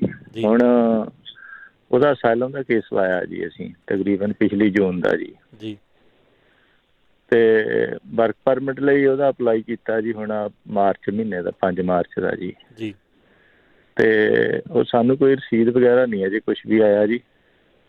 ਤੇ ਉੱਦਾਂ ਔਰਗੇਨਾਈਜੇਸ਼ਨ ਦਾ ਮੈਂਬਰ ਬਣ ਕੇ ਫੇਰ ਕੀਤਾ ਸੀ ਅਪਲਾਈ ਜੀ ਉਹ। ਹਾਂਜੀ, ਉਹਨੂੰ ਟਾਈਮ ਲੱਗ ਜਾਂਦਾ। ਮੈਂ ਪੁੱਛ ਹਾਂਜੀ, ਉਹਨੂੰ ਟਾਈਮ ਲੱਗ ਜਾਂਦਾ ਕਈ ਵਾਰੀ ਕਾਫੀ ਨਾ, ਪਰ ਆ ਜਾਣਾ ਤੁਹਾਨੂੰ। ਅੱਛਾ ਜੀ, ਕੋਈ ਰਸੀਦ ਵਗੈਰਾ ਨਹੀਂ ਆਈ? ਇੱਕ ਮੈਂ ਪੁੱਛਣਾ ਜੀ, ਕੋਰਟਾਂ ਜਿਹੜੀਆਂ ਨਿਊਯਾਰਕ ਦੀ ਅਸਾਈਲਮ ਕੋਰਟ 'ਚ ਲਾਇਆ ਜੀ, ਉਹ ਬੰਦ ਆ ਜੀ ਜਾਂ? ਕੋਰਟ ਨਾ ਜਿੱਦਾਂ ਜੱਜ ਕਾਫੀ ਪੋਸਟਪੋਨਮੈਂਟ ਕਰ ਰਹੇ ਨੇ, ਅਤੇ ਕੇਸ ਬਾਏ ਕੇਸ ਕਈਆਂ ਦੀਆਂ ਹੀਅਰਿੰਗ ਹੋ ਵੀ ਰਹੀਆਂ। ਸਾਡੀ ਕੱਲ੍ਹ ਸੀਗੀ ਡੇਟ ਜੀ 14 ਜੀ। ਪੋਸਟਪੋਨ ਕਰਤੀ ਹੋਣੀ ਤਾਂ। ਹਾਂਜੀ, ਕੋਈ ਸਾਨੂੰ ਉੱਦਾਂ ਗਾਹ ਨਹੀਂ ਆਇਆ ਜੀ। ਉਹਦੇ 'ਤੇ ਦੇਖਦੇ ਹਾਂ ਨੈੱਟ 'ਤੇ ਅਸੀਂ ਉਹ ਨੰਬਰ ਪਾ ਕੇ। ਉਹ ਨੈੱਟ 'ਤੇ ਨਹੀਂ, ਤੁਸੀਂ ਉਹਨਾਂ ਦਾ ਨਾ ਉਹਦਾ ਅਸਾਈਲਮ ਦਾ ਜਿਹੜਾ ਹੈਲਪਲਾਈਨ ਨੰਬਰ ਹੁੰਦਾ ਉੱਤੇ ਕਾਲ ਕਰਕੇ ਨਾ ਉੱਥੇ ਕਰੋ, ਉੱਤੇ ਆ ਜਾਂਦਾ, ਉੱਤੇ ਅਪਡੇਟ ਕਰ ਦਿੰਦੇ ਨੇ।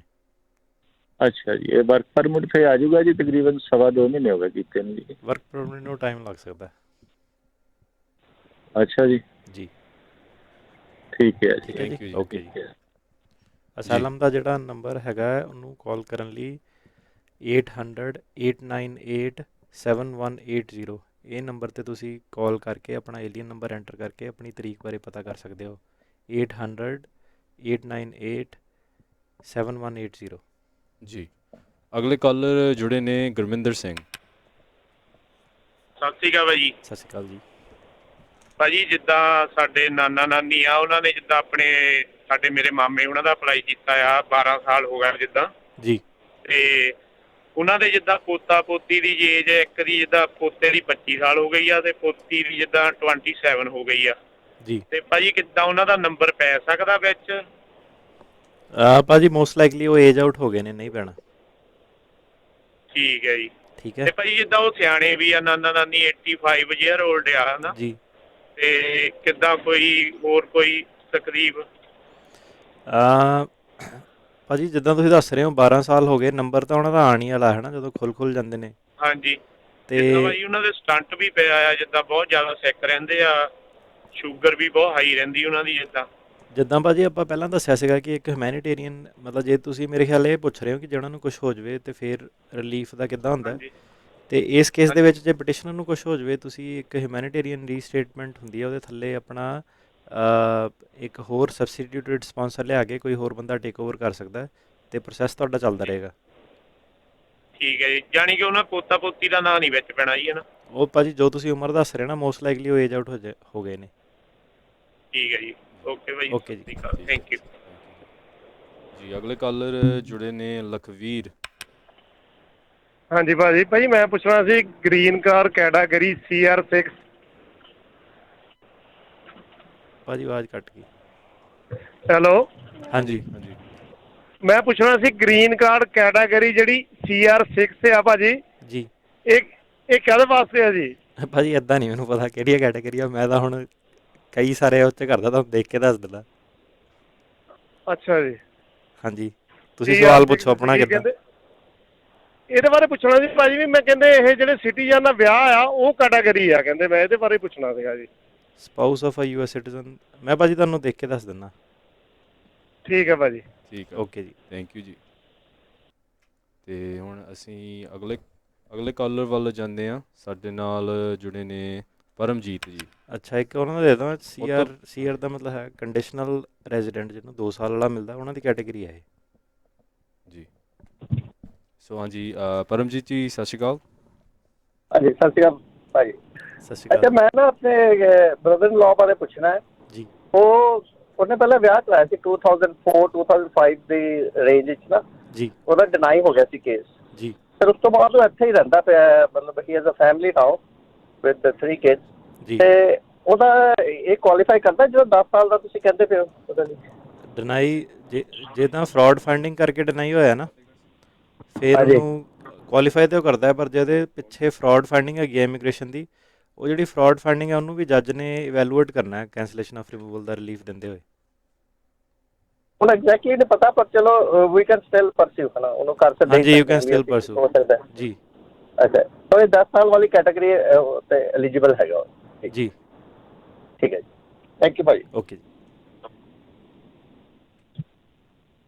ਜੀ ਅਸੀਂ ਹੁਣ ਅਗਲੇ ਕਾਲਰ ਵੱਲ ਜਾਂਦੇ ਹਾਂ ਹਰਕਿਰਨ ਸਿੰਘ। ਹੈਲੋ ਜੀ। ਹਾਂਜੀ ਮੇਰਾ ਸਵਾਲ ਹੈ, ਮੈਂ ਗ੍ਰੀਨ ਕਾਰਡ ਮੈਂ ਆਪਣੀ ਫੈਮਿਲੀ ਦਾ ਅਪਲਾਈ ਕੀਤਾ ਅਸਾਲਮ ਤੇ ਜੀ। ਤੇ ਨੈਸ਼ਨਲ ਵੀਜ਼ਾ ਸੈਂਟਰ ਵਾਲਿਆਂ ਨੇ ਜਿਹੜੇ ਡਾਕੂਮੈਂਟ ਮੰਗੇ ਸੀ ਉਹ 5 ਦਸੰਬਰ ਤੱਕ ਉਹਨਾਂ ਨੂੰ ਮੰਗੇ, ਉਹ ਮੈਂ ਸਾਰੇ ਭੇਜ ਚੁੱਕਾ, ਪਰ ਉਧਰੋਂ ਅਜੇ ਤੱਕ ਕੋਈ ਵੀ ਆਇਆ ਨਹੀਂ ਹੈ। ਭਾਜੀ ਜਿਹੜੇ 730 ਵਾਲੇ ਕੇਸ ਹੈ ਨਾ ਸਾਰੇ ਇਸ ਵੇਲੇ ਹੋਲਡ ਤੇ ਆ, ਉਹਨਾਂ ਨੂੰ ਕੋਈ ਪਹਿਲ ਨਹੀਂ ਹੈਗੀ ਇਸ ਵੇਲੇ। ਤੇ ਤੁਸੀਂ ਹਾਂਜੀ ਜਿਹੜੇ 730 ਵਾਲੇ ਨਾ ਉਹ ਤੁਸੀਂ ਭਾਵੇਂ ਗ੍ਰੀਨ ਕਾਰਡ ਹੋ, ਪਰ ਜਿਹੜੀ ਤੁਸੀਂ ਫਾਈਲਿੰਗ ਕੀਤੀ ਹੈ ਤੁਸੀਂ ਡੈਰੀਵੇਟਿਵ ਅਸਾਈਲਮ ਬੈਨੀਫੀਸ਼ਰੀ ਕੀਤੇ ਨੇ, ਪਹਿਲੀ ਉਹਨਾਂ ਦੀ US ਸਿਟੀਜ਼ਨ ਨੂੰ ਪ੍ਰਾਇਓਰਟੀ ਹੈ, ਫਿਰ ਉਹਨਾਂ ਦੀ ਗ੍ਰੀਨ ਕਾਰਡ ਹੋਲਡਰ ਨੂੰ ਹੈ, ਫਿਰ 730 ਵਾਲਿਆਂ ਨੂੰ ਹੈ। ਪਰ ਮੇਰਾ ਸਵਾਲ ਇਹ ਹੈ ਵੀ ਉਧਰੋਂ ਸਾਨੂੰ ਕੋਈ ਵੀ ਉਹਨਾਂ ਵੱਲੋਂ ਆਇਆ ਨਹੀਂ ਵੀ ਤੁਹਾਡੇ ਪੇਪਰ ਸਾਡੇ ਕੋਲ ਪਹੁੰਚ ਗਏ ਆ ਜਾਂ ਕਿੱਦਾਂ ਵਾ ਜਾਂ ਕਿੰਨਾ ਟਾਈਮ ਪੀਰੀਅਡ ਹੈ, ਮੈਂ ਇਹ ਪੁੱਛਣਾ ਚਾਹੁੰਦਾ। ਉਹ ਤੁਸੀਂ ਭਾਜੀ 2 ਹੀ ਤਰੀਕੇ ਆ, ਜਾਂ ਤੁਸੀਂ ਵੇਟ ਕਰ ਸਕਦੇ ਆ ਹੈ ਨਾ, ਉਹਨਾਂ ਨੇ ਪਾ ਦੇਣਾ ਜਦੋਂ ਉਹਨਾਂ ਦਾ ਟਾਈਮ ਲੱਗੂਗਾ ਕਿਉਂਕਿ ਰਸ਼ ਬਹੁਤ ਜ਼ਿਆਦਾ, ਤੇ ਜਾਂ ਫਿਰ ਤੁਸੀਂ ਉਹਨਾਂ ਨੂੰ ਫੋਲੋ ਅਪ ਕਰ ਲਓ, ਕੋਈ ਹਰਜ ਨਹੀਂ। ਉਹਨਾਂ ਦੇ ਫੋਨ ਨੰਬਰ ਤੇ ਉੱਥੇ ਦਿੱਲੀ ਵਾਲੇ ਨੇ ਜਿਹੜੀ ਇਨਕੁਆਇਰੀ ਫਾਰਮ ਹੁੰਦਾ ਨਾ ਉਹਨਾਂ ਦਾ NVC ਵਾਲਿਆਂ ਦਾ, ਉੱਥੇ ਇਨਕੁਆਇਰੀ। ਹਾਂਜੀ ਠੀਕ ਹੈ ਜੀ, ਓਕੇ ਜੀ, ਥੈਂਕ ਯੂ ਜੀ। ਸਾਡੇ ਨਾਲ ਅਗਲੇ ਕਾਲਰ ਜੁੜੇ ਨੇ ਪ੍ਰੀਤ। ਹਾਂਜੀ ਸਤਿ ਸ਼੍ਰੀ ਅਕਾਲ ਜੀ। ਸਤਿ ਸ਼੍ਰੀ ਅਕਾਲ ਜੀ। ਹਾਂਜੀ ਮੇਰਾ ਕੁਐਸਚਨ ਇਹ ਐਕਚੁਅਲੀ ਅਸੀਂ 3 ਬ੍ਰਦਰ ਸਿਸਟਰ ਹਾਂ, ਤੇ ਮੈਂ ਤੇ ਮੇਰਾ ਬ੍ਰਦਰ ਅਸੀਂ 2 ਸਿਟੀਜ਼ਨ ਆ ਔਰ ਸਾਡਾ ਇੱਕ 3rd ਬ੍ਰਦਰ ਆ। ਐਕਚੁਅਲੀ ਮੇਰੇ ਬ੍ਰਦਰ ਨੇ ਉਹਦਾ ਬ੍ਰਦਰ ਸਿਸਟਰ ਵਾਲਾ ਲਾਇਆ ਸੀ 2014 ਦੇ ਵਿੱਚ, ਬਟ ਕਿਉਂਕਿ ਉਹ ਮੇਰੇ ਮੰਮਾ ਵੀ ਇੱਥੇ ਹੀ ਨੇ, ਉਹਨਾਂ ਕੋਲ ਗ੍ਰੀਨ ਕਾਰਡ ਔਰ ਫਾਦਰ ਹੈ ਨਹੀਂ ਗੇ, ਤੇ ਮੇਰਾ ਬ੍ਰਦਰ ਜਿਹੜਾ ਛੋਟਾ ਵਾ ਲਾਈਕ ਹੁਣ ਉਹ 32 ਇਅਰਸ ਦਾ, ਉਹ ਇੰਡੀਆ ਸੀ ਬਟ 2009 ਦੇ ਵਿੱਚ ਉਹ ਮਤਲਬ ਇੱਥੇ ਆਇਆ ਸੀ ਕੰਨ ਟੱਪ ਕੇ, ਤੇ ਉਹਦਾ ਅਸਾਈਲਮ ਦਾ ਕੇਸ ਲੱਗਿਆ ਹੋਇਆ। ਤੇ ਮੈਂ ਪੁੱਛਣਾ ਚਾਹੁੰਦੀ ਹਾਂ ਸਰ, ਜਿਵੇਂ ਉਹਦੇ ਕੋਲ ਕੀ ਆਪਸ਼ਨਸ ਨੇ, ਜਿਵੇਂ ਬ੍ਰਦਰ ਸਿਸਟਰ ਵਾਲਾ ਕੇਸ ਵੀ 2014 ਦੇ ਵਿੱਚ ਲੱਗਿਆ ਔਰ ਅਸਾਈਲਮ ਦੀਆਂ ਹੁਣ ਜਿਵੇਂ ਹੀਅਰਿੰਗਸ ਪੋਸਟਪੋਨ ਹੋ ਰਹੀਆਂ ਨੇ ਔਰ 32 ਇਅਰਸ ਦਾ, ਸਰ ਅਗਰ ਉਹਦੀ ਮੈਰਿਜ ਵਗੈਰਾ ਕਰਦੇ ਆ ਜਾਂ ਕੁਛ ਉਹਦੇ ਕੋਲ ਹੋਰ ਆਪਸ਼ਨਸ ਕੀ ਅਵੇਲੇਬਲ ਨੇ, ਹੁਣ ਕੀ ਕਰ ਸਕਦਾ? ਇੱਕ ਵਾਰੀ ਐਂਟਰੀ ਹੋਈ ਨਾ ਉਹਦੀ US ਦੇ ਵਿੱਚ ਕਿ ਮਲਟੀਪਲ ਐਂਟਰੀਆਂ ਹੋਈਆਂ ਵਾ? ਨਹੀਂ ਸਰ ਇੱਕ ਵਾਰੀ ਹੋਈ ਆ, ਤੇ ਮਤਲਬ ਅਸਾਈਲਮ ਦਾ ਉਹਨੇ ਲਾਇਆ। ਹਾਂਜੀ ਅੱਛਾ ਦੇਖੋ ਤੁਸੀਂ ਬ੍ਰਦਰ ਸਿਸਟਰ ਵਾਲਾ ਦਾ ਤੁਹਾਡੀ ਜਿਹੜੀ ਟਾਈਮਲਾਈਨ ਹੈਗੀ ਆ ਉਹ ਚੱਲ ਆਇਆ ਕਿਹੜੇ ਸਾਲ ਸੀਗਾ? ਉਹ 2009 ਚ ਹੋਇਆ ਸੀ ਐਂਟਰ, ਔਰ ਫਿਰ ਵਿਦਿਨ ਅ ਈਅਰ ਉਹਨੇ ਅਸਾਈਲਮ ਦਾ ਲਾਤਾ ਸੀ। ਹਾਂਜੀ। ਤੇ ਮਦਰ ਨੇ ਕਦੋਂ ਫਾਈਲ ਕੀਤਾ ਸੀਗਾ? ਮਦਰ ਨੇ ਨਹੀਂ ਕੀਤਾ, ਬ੍ਰਦਰ ਨੇ ਹੀ ਉਹਦਾ ਲਗਾਇਆ ਸੀ। ਹਾਂਜੀ, ਮਦਰ ਕੋਲ ਗ੍ਰੀਨ ਕਾਰਡ ਆ, ਬਟ ਉਹਨਾਂ ਨੇ ਕੁਝ ਨਹੀਂ ਹਜੇ ਕੀਤਾ। ਉਹਨਾਂ ਨੂੰ ਕੁਝ ਤੁਹਾਨੂੰ ਇੱਥੇ ਥੋੜੀ ਜਿਹੀ ਨਾ ਗਲਤ ਸਲਾਹ ਮਿਲ ਗਈ। ਜਿਹੜਾ ਮੈਂ ਹਾਂਜੀ ਤੁਹਾਨੂੰ ਦੱਸ ਦਿੰਦਾ ਕੀ ਕਰਨਾ ਸ਼ਾਰਟ ਦੇ ਵਿੱਚ, ਬਾਕੀ ਤੁਸੀਂ ਅਪਾਇੰਟਮੈਂਟ ਬਣਾਓ ਸਾਡੇ ਆਫਿਸ ਨਾਲ। ਜਿਹੜਾ ਬ੍ਰਦਰ ਅੱਛਾ ਸਿਸਟਰ ਜੀ। ਵਾਲਾ ਹੈ ਉਹ ਤੁਹਾਡਾ ਚੱਲੂ, ਉਹ ਚੱਲ ਰਿਹਾ 2005 ਵਾਲਾ, ਉਹਨੂੰ ਤਾਂ ਲੱਗਣਾ ਟਾਈਮ। ਅੱਛਾ ਜੀ, ਇਹਦੇ ਵਿੱਚ ਠੀਕ ਹੈ ਤੁਹਾਨੂੰ ਸਰ। ਕੀ ਕਰਨਾ ਚਾਹੀਦਾ ਸੀਗਾ, ਤੁਹਾਡੀ ਮਦਰ ਨੂੰ ਫਾਈਲ ਕਰਨਾ ਚਾਹੀਦਾ ਸੀਗਾ ਅਨਮੈਰਿਡ ਸਨ ਵਾਸਤੇ। ਓ ਅੱਛਾ ਜੀ, ਠੀਕ ਹੈ। ਅੱਛਾ ਜੀ। ਤੇ ਹਾਂਜੀ ਜਿਹੜਾ ਪੇਰੈਂਟ ਹੁੰਦਾ ਨਾ ਉਹ 601 ਵੇਵਰ ਵਾਸਤੇ ਕੁਆਲੀਫਾਈਂਗ ਰਿਲੇਟਿਵ ਹੁੰਦਾ ਹੈ, ਤੇ ਤੁਹਾਨੂੰ ਅੱਛਾ 601 ਵੇਵਰ ਪਰਸੂ ਕਰਨਾ ਚਾਹੀਦਾ ਸੀਗਾ। ਜਿਹੜੀ ਮਦਰ ਵਾਲੀ ਅਨਮੈਰਿਡ ਸਨ ਦੀ ਜਿਹੜੀ ਕੈਟੇਗਰੀ ਹੈ ਉਹ 7-8 ਸਾਲ 'ਚ ਨੰਬਰ ਆ ਜਾਂਦਾ ਸੀਗਾ। ਤੇ ਹੁਣ ਅੱਛਾ ਵੀ ਜੀ। ਨਾਟ ਟੂ ਲੇਟ, ਤੁਸੀਂ ਮਦਰ ਦੇ ਥਰੂ ਨਾ ਪੇਪਰ ਵਰਕ ਫਾਈਲ ਕਰ ਦਿਓ। ਤੇ ਫਿਰ ਬਾਅਦ ਅੱਛਾ ਜੀ। ਅਜੇ ਅਸਾਈਲਮ ਆਫਿਸ 'ਚ ਹੋਗੀ ਇਮੀਗ੍ਰੇਸ਼ਨ ਕੋਰਟ 'ਚ?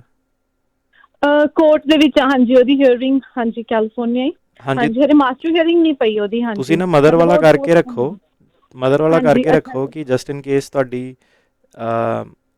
ਇਹ ਅਪਰੂਵ ਨਹੀਂ ਹੁੰਦਾ ਜੱਜ ਮੁਰੇ, ਤੇ ਤੁਹਾਡੇ ਕੋਲ ਇੱਕ ਰਾਈਟ ਵੇ ਆਲਟਰਨੇਟ ਆਪਸ਼ਨ ਹੋਵੇ 601। ਅੱਛਾ ਸਰ, ਜਿਹੜੀ ਹਾਂਜੀ ਜੇ ਮੈਰਿਜ ਵਾਲਾ ਕਰ ਲੈਂਦੇ ਹੋ ਤੇ ਜੇ ਮੈਰਿਜ ਵਾਲਾ ਤੁਸੀਂ ਕਰ ਲੈਂਦੇ ਹੋ ਤੇ ਫਿਰ ਮਦਰ ਨਹੀਂ ਕਰ ਸਕਦੀ, ਗ੍ਰੀਨ ਕਾਰਡ ਹੋਲਡਰ ਅਨਮੈਰਿਡ ਉਹਦਾ ਫਿਰ ਸਪਾਊਸ ਕਰ ਸਕਦੀ ਹੈ। ਫਿਰ ਜੇ ਮੈਰਿਜ ਕਰਨੀ ਹੈ ਤਾਂ ਫਿਰ ਮੈਰਿਜ ਗ੍ਰੀਨ ਕਾਰਡ ਜਾਂ US ਸਿਟੀਜ਼ਨ ਨਾਲ ਹੀ ਵਿਆਹ ਹੋਣਾ ਚਾਹੀਦਾ ਹੈ ਨਾ, ਤੇ ਉਧਰੋਂ ਦੀ ਤੁਸੀਂ ਪਰਸੂ ਕਰ ਸਕਦੇ ਹੋ। ਸੇਮ ਥਿੰਗ ਹੈ। ਅੱਛਾ ਜੀ ਸਰ, ਤੇ ਫਿਰ ਇਹਨੂੰ ਇੰਡੀਆ ਵੀ ਜਿਵੇਂ ਕਹਿੰਦੇ ਹੁੰਦੇ ਕਿ ਇੰਡੀਆ ਜਾਣਾ ਪੈਂਦਾ ਅਗਰ ਮਤਲਬ ਮੈਰਿਜ ਤੋਂ ਬਾਅਦ ਵੀ ਟਾਈਮ ਇੱਕ ਵਾਰ ਲੀਵ ਕਰਨੀ ਪੈਂਦੀ ਹੈ ਕੰਟਰੀ, ਉਹ ਵੀ ਕੁਝ ਹੁੰਦਾ? ਹਾਂਜੀ, ਇਹਨੂੰ ਜਾਣਾ ਪੈਣਾ ਹੁਣ। ਇਹ ਤਾਂ ਤੁਹਾਨੂੰ ਮੈਂ ਤਾਂ ਹੀ ਕਹਿਣਾ, ਇਹ ਤਾਂ ਤੁਹਾਡਾ ਥੋੜੀ ਜਿਹੀ ਲੰਬੀ ਡਿਸਕਸ਼ਨ ਚੱਲਣੀ ਹੈ, ਇਹ ਸਾਰੀ ਆਪਾਂ ਰੇਡੀਓ 'ਤੇ ਤਾਂ ਨਹੀਂ ਡਿਸਕਸ ਕਰ ਸਕਦੇ, ਪਰ ਹਾਂਜੀ ਉਹਨੂੰ ਐਗਜ਼ਿਟ ਕਰਨਾ ਪੈਣਾ। ਅੱਛਾ ਜੀ, ਤੇ ਜੇ ਮਦਰ ਲਾਉਂਦੇ ਆ ਤਾਂ ਫਿਰ ਮਤਲਬ ਅਗਰ ਮੈਰਿਜ ਨਹੀਂ ਕਰਦਾ ਬਟ ਮਦਰ ਲਗਾ ਦਿੰਦੇ ਆ, ਮਦਰ ਸਿਰਫ ਅਨਮੈਰਿਡ ਬੱਚੇ ਲਈ ਲਾ ਸਕਦੀ ਹੈ ਇਸ ਵੇਲੇ। ਏਜ ਕੋਈ ਲਿਮਿਟ ਨਹੀਂ ਸਰ, ਜਿਵੇਂ 32 ਇਅਰਸ ਦਾ ਹੋ ਗਿਆ? ਠੀਕ ਹੈ sir, thank you so much sir. Thank you thank you ਜੀ। ਅਗਲੇ ਕਾਲਰ ਜੁੜੇ ਨੇ ਗੁਰਮੋਹਨ ਜੀ। ਹਾਂਜੀ, ਸਤਿ ਸ੍ਰੀ ਅਕਾਲ ਜੀ। ਸਤਿ ਸ਼੍ਰੀ ਅਕਾਲ ਜੀ। ਮੇਰਾ ਇੱਕ ਫਰੈਂਡ ਆ, ਤੀਜੀ ਵਾਰ ਆਇਆ 10 ਸਾਲ ਦੇ ਵੀਜ਼ੇ ਤੇ, ਤੇ ਹੁਣ ਕਹਿੰਦਾ ਮੈਂ ਅਪਲਾਈ ਕਰਨਾ ਅਸਾਈਲਮ ਕੇਸ, ਤੇ ਇਹ 6 ਮਹੀਨੇ ਦੀ ਐਂਟਰੀ ਤੋਂ ਬਾਅਦ ਅਪਲਾਈ ਹੁੰਦਾ ਜਾਂ ਕਿੰਨਾ ਟਾਈਮ ਹੁੰਦਾ ਇਹਦੇ ਅਪਲਾਈ ਕਰਨ ਲਈ?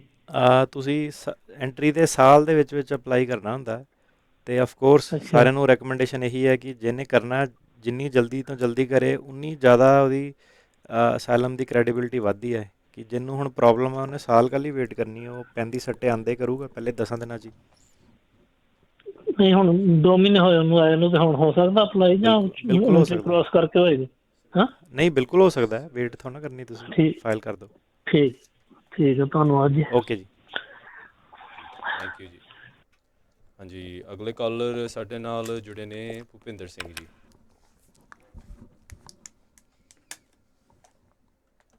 ਹਾਂਜੀ ਭੁਪਿੰਦਰ ਸਿੰਘ ਜੀ। ਅਗਲੇ ਕਾਲਰ ਵੱਲ ਜਾਂਦੇ ਆ, ਫਕੀਰ ਸਿੰਘ। ਹੈਲੋ। ਹਾਂਜੀ, ਸਤਿ ਸ਼੍ਰੀ ਅਕਾਲ ਜੀ। ਜੀ ਸਤਿ ਸ਼੍ਰੀ ਅਕਾਲ ਜੀ। ਸਤਿ ਸ਼੍ਰੀ ਅਕਾਲ ਜੀ। ਅਸੀਂ ਸਾਡੇ ਮੇਰੇ ਇੱਕ ਬੇਟੀ ਹੈਗੀ ਆ ਜੀ, ਇੱਕ ਇੱਥੇ ਆ ਜੀ। ਜਿਹੜੀ ਇੱਥੇ ਵਾਲੀ ਬੇਟੀ ਉਹਨੂੰ 2007 ਵੀਜ਼ਾ ਕੀਤਾ, ਉਹ ਬੜੀ ਬੇਟੀ ਦਾ ਜੀ। ਤਾਂ ਉਹਨਾਂ ਦੀ ਇੱਕ ਉਹਨਾਂ ਦੀ ਬੜੀ ਬੇਟੀ ਹੋਏਗੀ ਆ 23 ਸਾਲ ਦੀ ਹੋ ਗਈ, MBBS ਕਰਦੀ ਉੱਥੇ ਜੀ। ਤਾਂ ਜਿਹੜਾ ਲੜਕਾ ਹੈ ਉਹ ਹੈਗਾ 18 ਸਾਲ ਦਾ ਹੈਗਾ, ਤਾਂ ਉਹ ਵੀ ਉਹਦੇ ਨਾਲ ਪਹਿਲਾ ਸਾਲ ਹੀ ਉਹ ਵੀ MBBS ਕੀ ਆ ਜੀ। ਤਾਂ ਉਹਨਾਂ ਦਾ ਕਿੱਦਾਂ ਵੀ 2007 ਜਨਵਰੀ ਦਾ ਕੀਤਾ ਆ ਜੀ। ਉਹ ਪਹਿਲਾਂ ਤਾਂ ਇਹ ਹੈ ਕਿ 3-4 ਸਾਲ ਲੱਗ ਜਾਣੇ ਨੰਬਰ ਆਉਂਦੇ ਆਉਂਦੇ ਘੱਟੋ ਘੱਟ, ਹੈ ਨਾ, ਜੋ ਹਿਸਾਬ ਕਿਤਾਬ ਚੱਲ ਰਿਹਾ।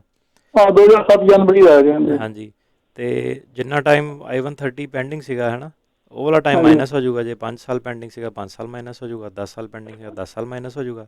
ਉਹ ਮਾਈਨਸ ਕਰਕੇ ਜੇ ਉਮਰ 21 ਸਾਲ ਤੋਂ ਘੱਟਦੀ ਆ ਤੇ ਉਹ ਆ ਜਾਣਗੇ, ਨਹੀਂ ਤਾਂ ਨਹੀਂ ਆਉਣਗੇ। ਉਹਨਾਂ ਨੂੰ 23 ਸਾਲ ਦੇ MBBS ਕਰਦੀ ਆ ਉੱਥੇ। ਉਹ ਤੁਸੀਂ ਗੱਲ ਨਹੀਂ ਮੇਰੀ ਸੁਣੀ, ਜਿੰਨੀ ਦੇਰ I-130 ਪੈਂਡਿੰਗ ਸੀਗਾ ਨਾ, ਉਹ ਟਾਈਮ 23 ਸਾਲ ਦੀ ਉਮਰ 'ਚੋਂ ਮਾਈਨਸ ਹੋ ਜਾਊਗਾ।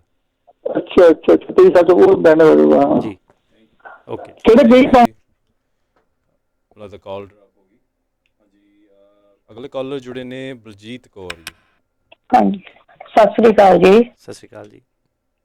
ਮੈਂ ਪੁੱਛਣਾ ਸੀਗਾ, ਅਸੀਂ 2017 ਦੇ ਵਿੱਚ ਅਪ੍ਰੈਲ ਨੂੰ 1 ਅਪ੍ਰੈਲ ਨੂੰ ਇੱਥੇ ਆਏ ਸੀਗੇ ਜੀ, ਤੇ ਇਹ ਹੁਣ ਜੇ ਸਿਟੀਜ਼ਨ ਅਸੀਂ ਪੇਪਰ ਭਰਨੇ ਹੋਣ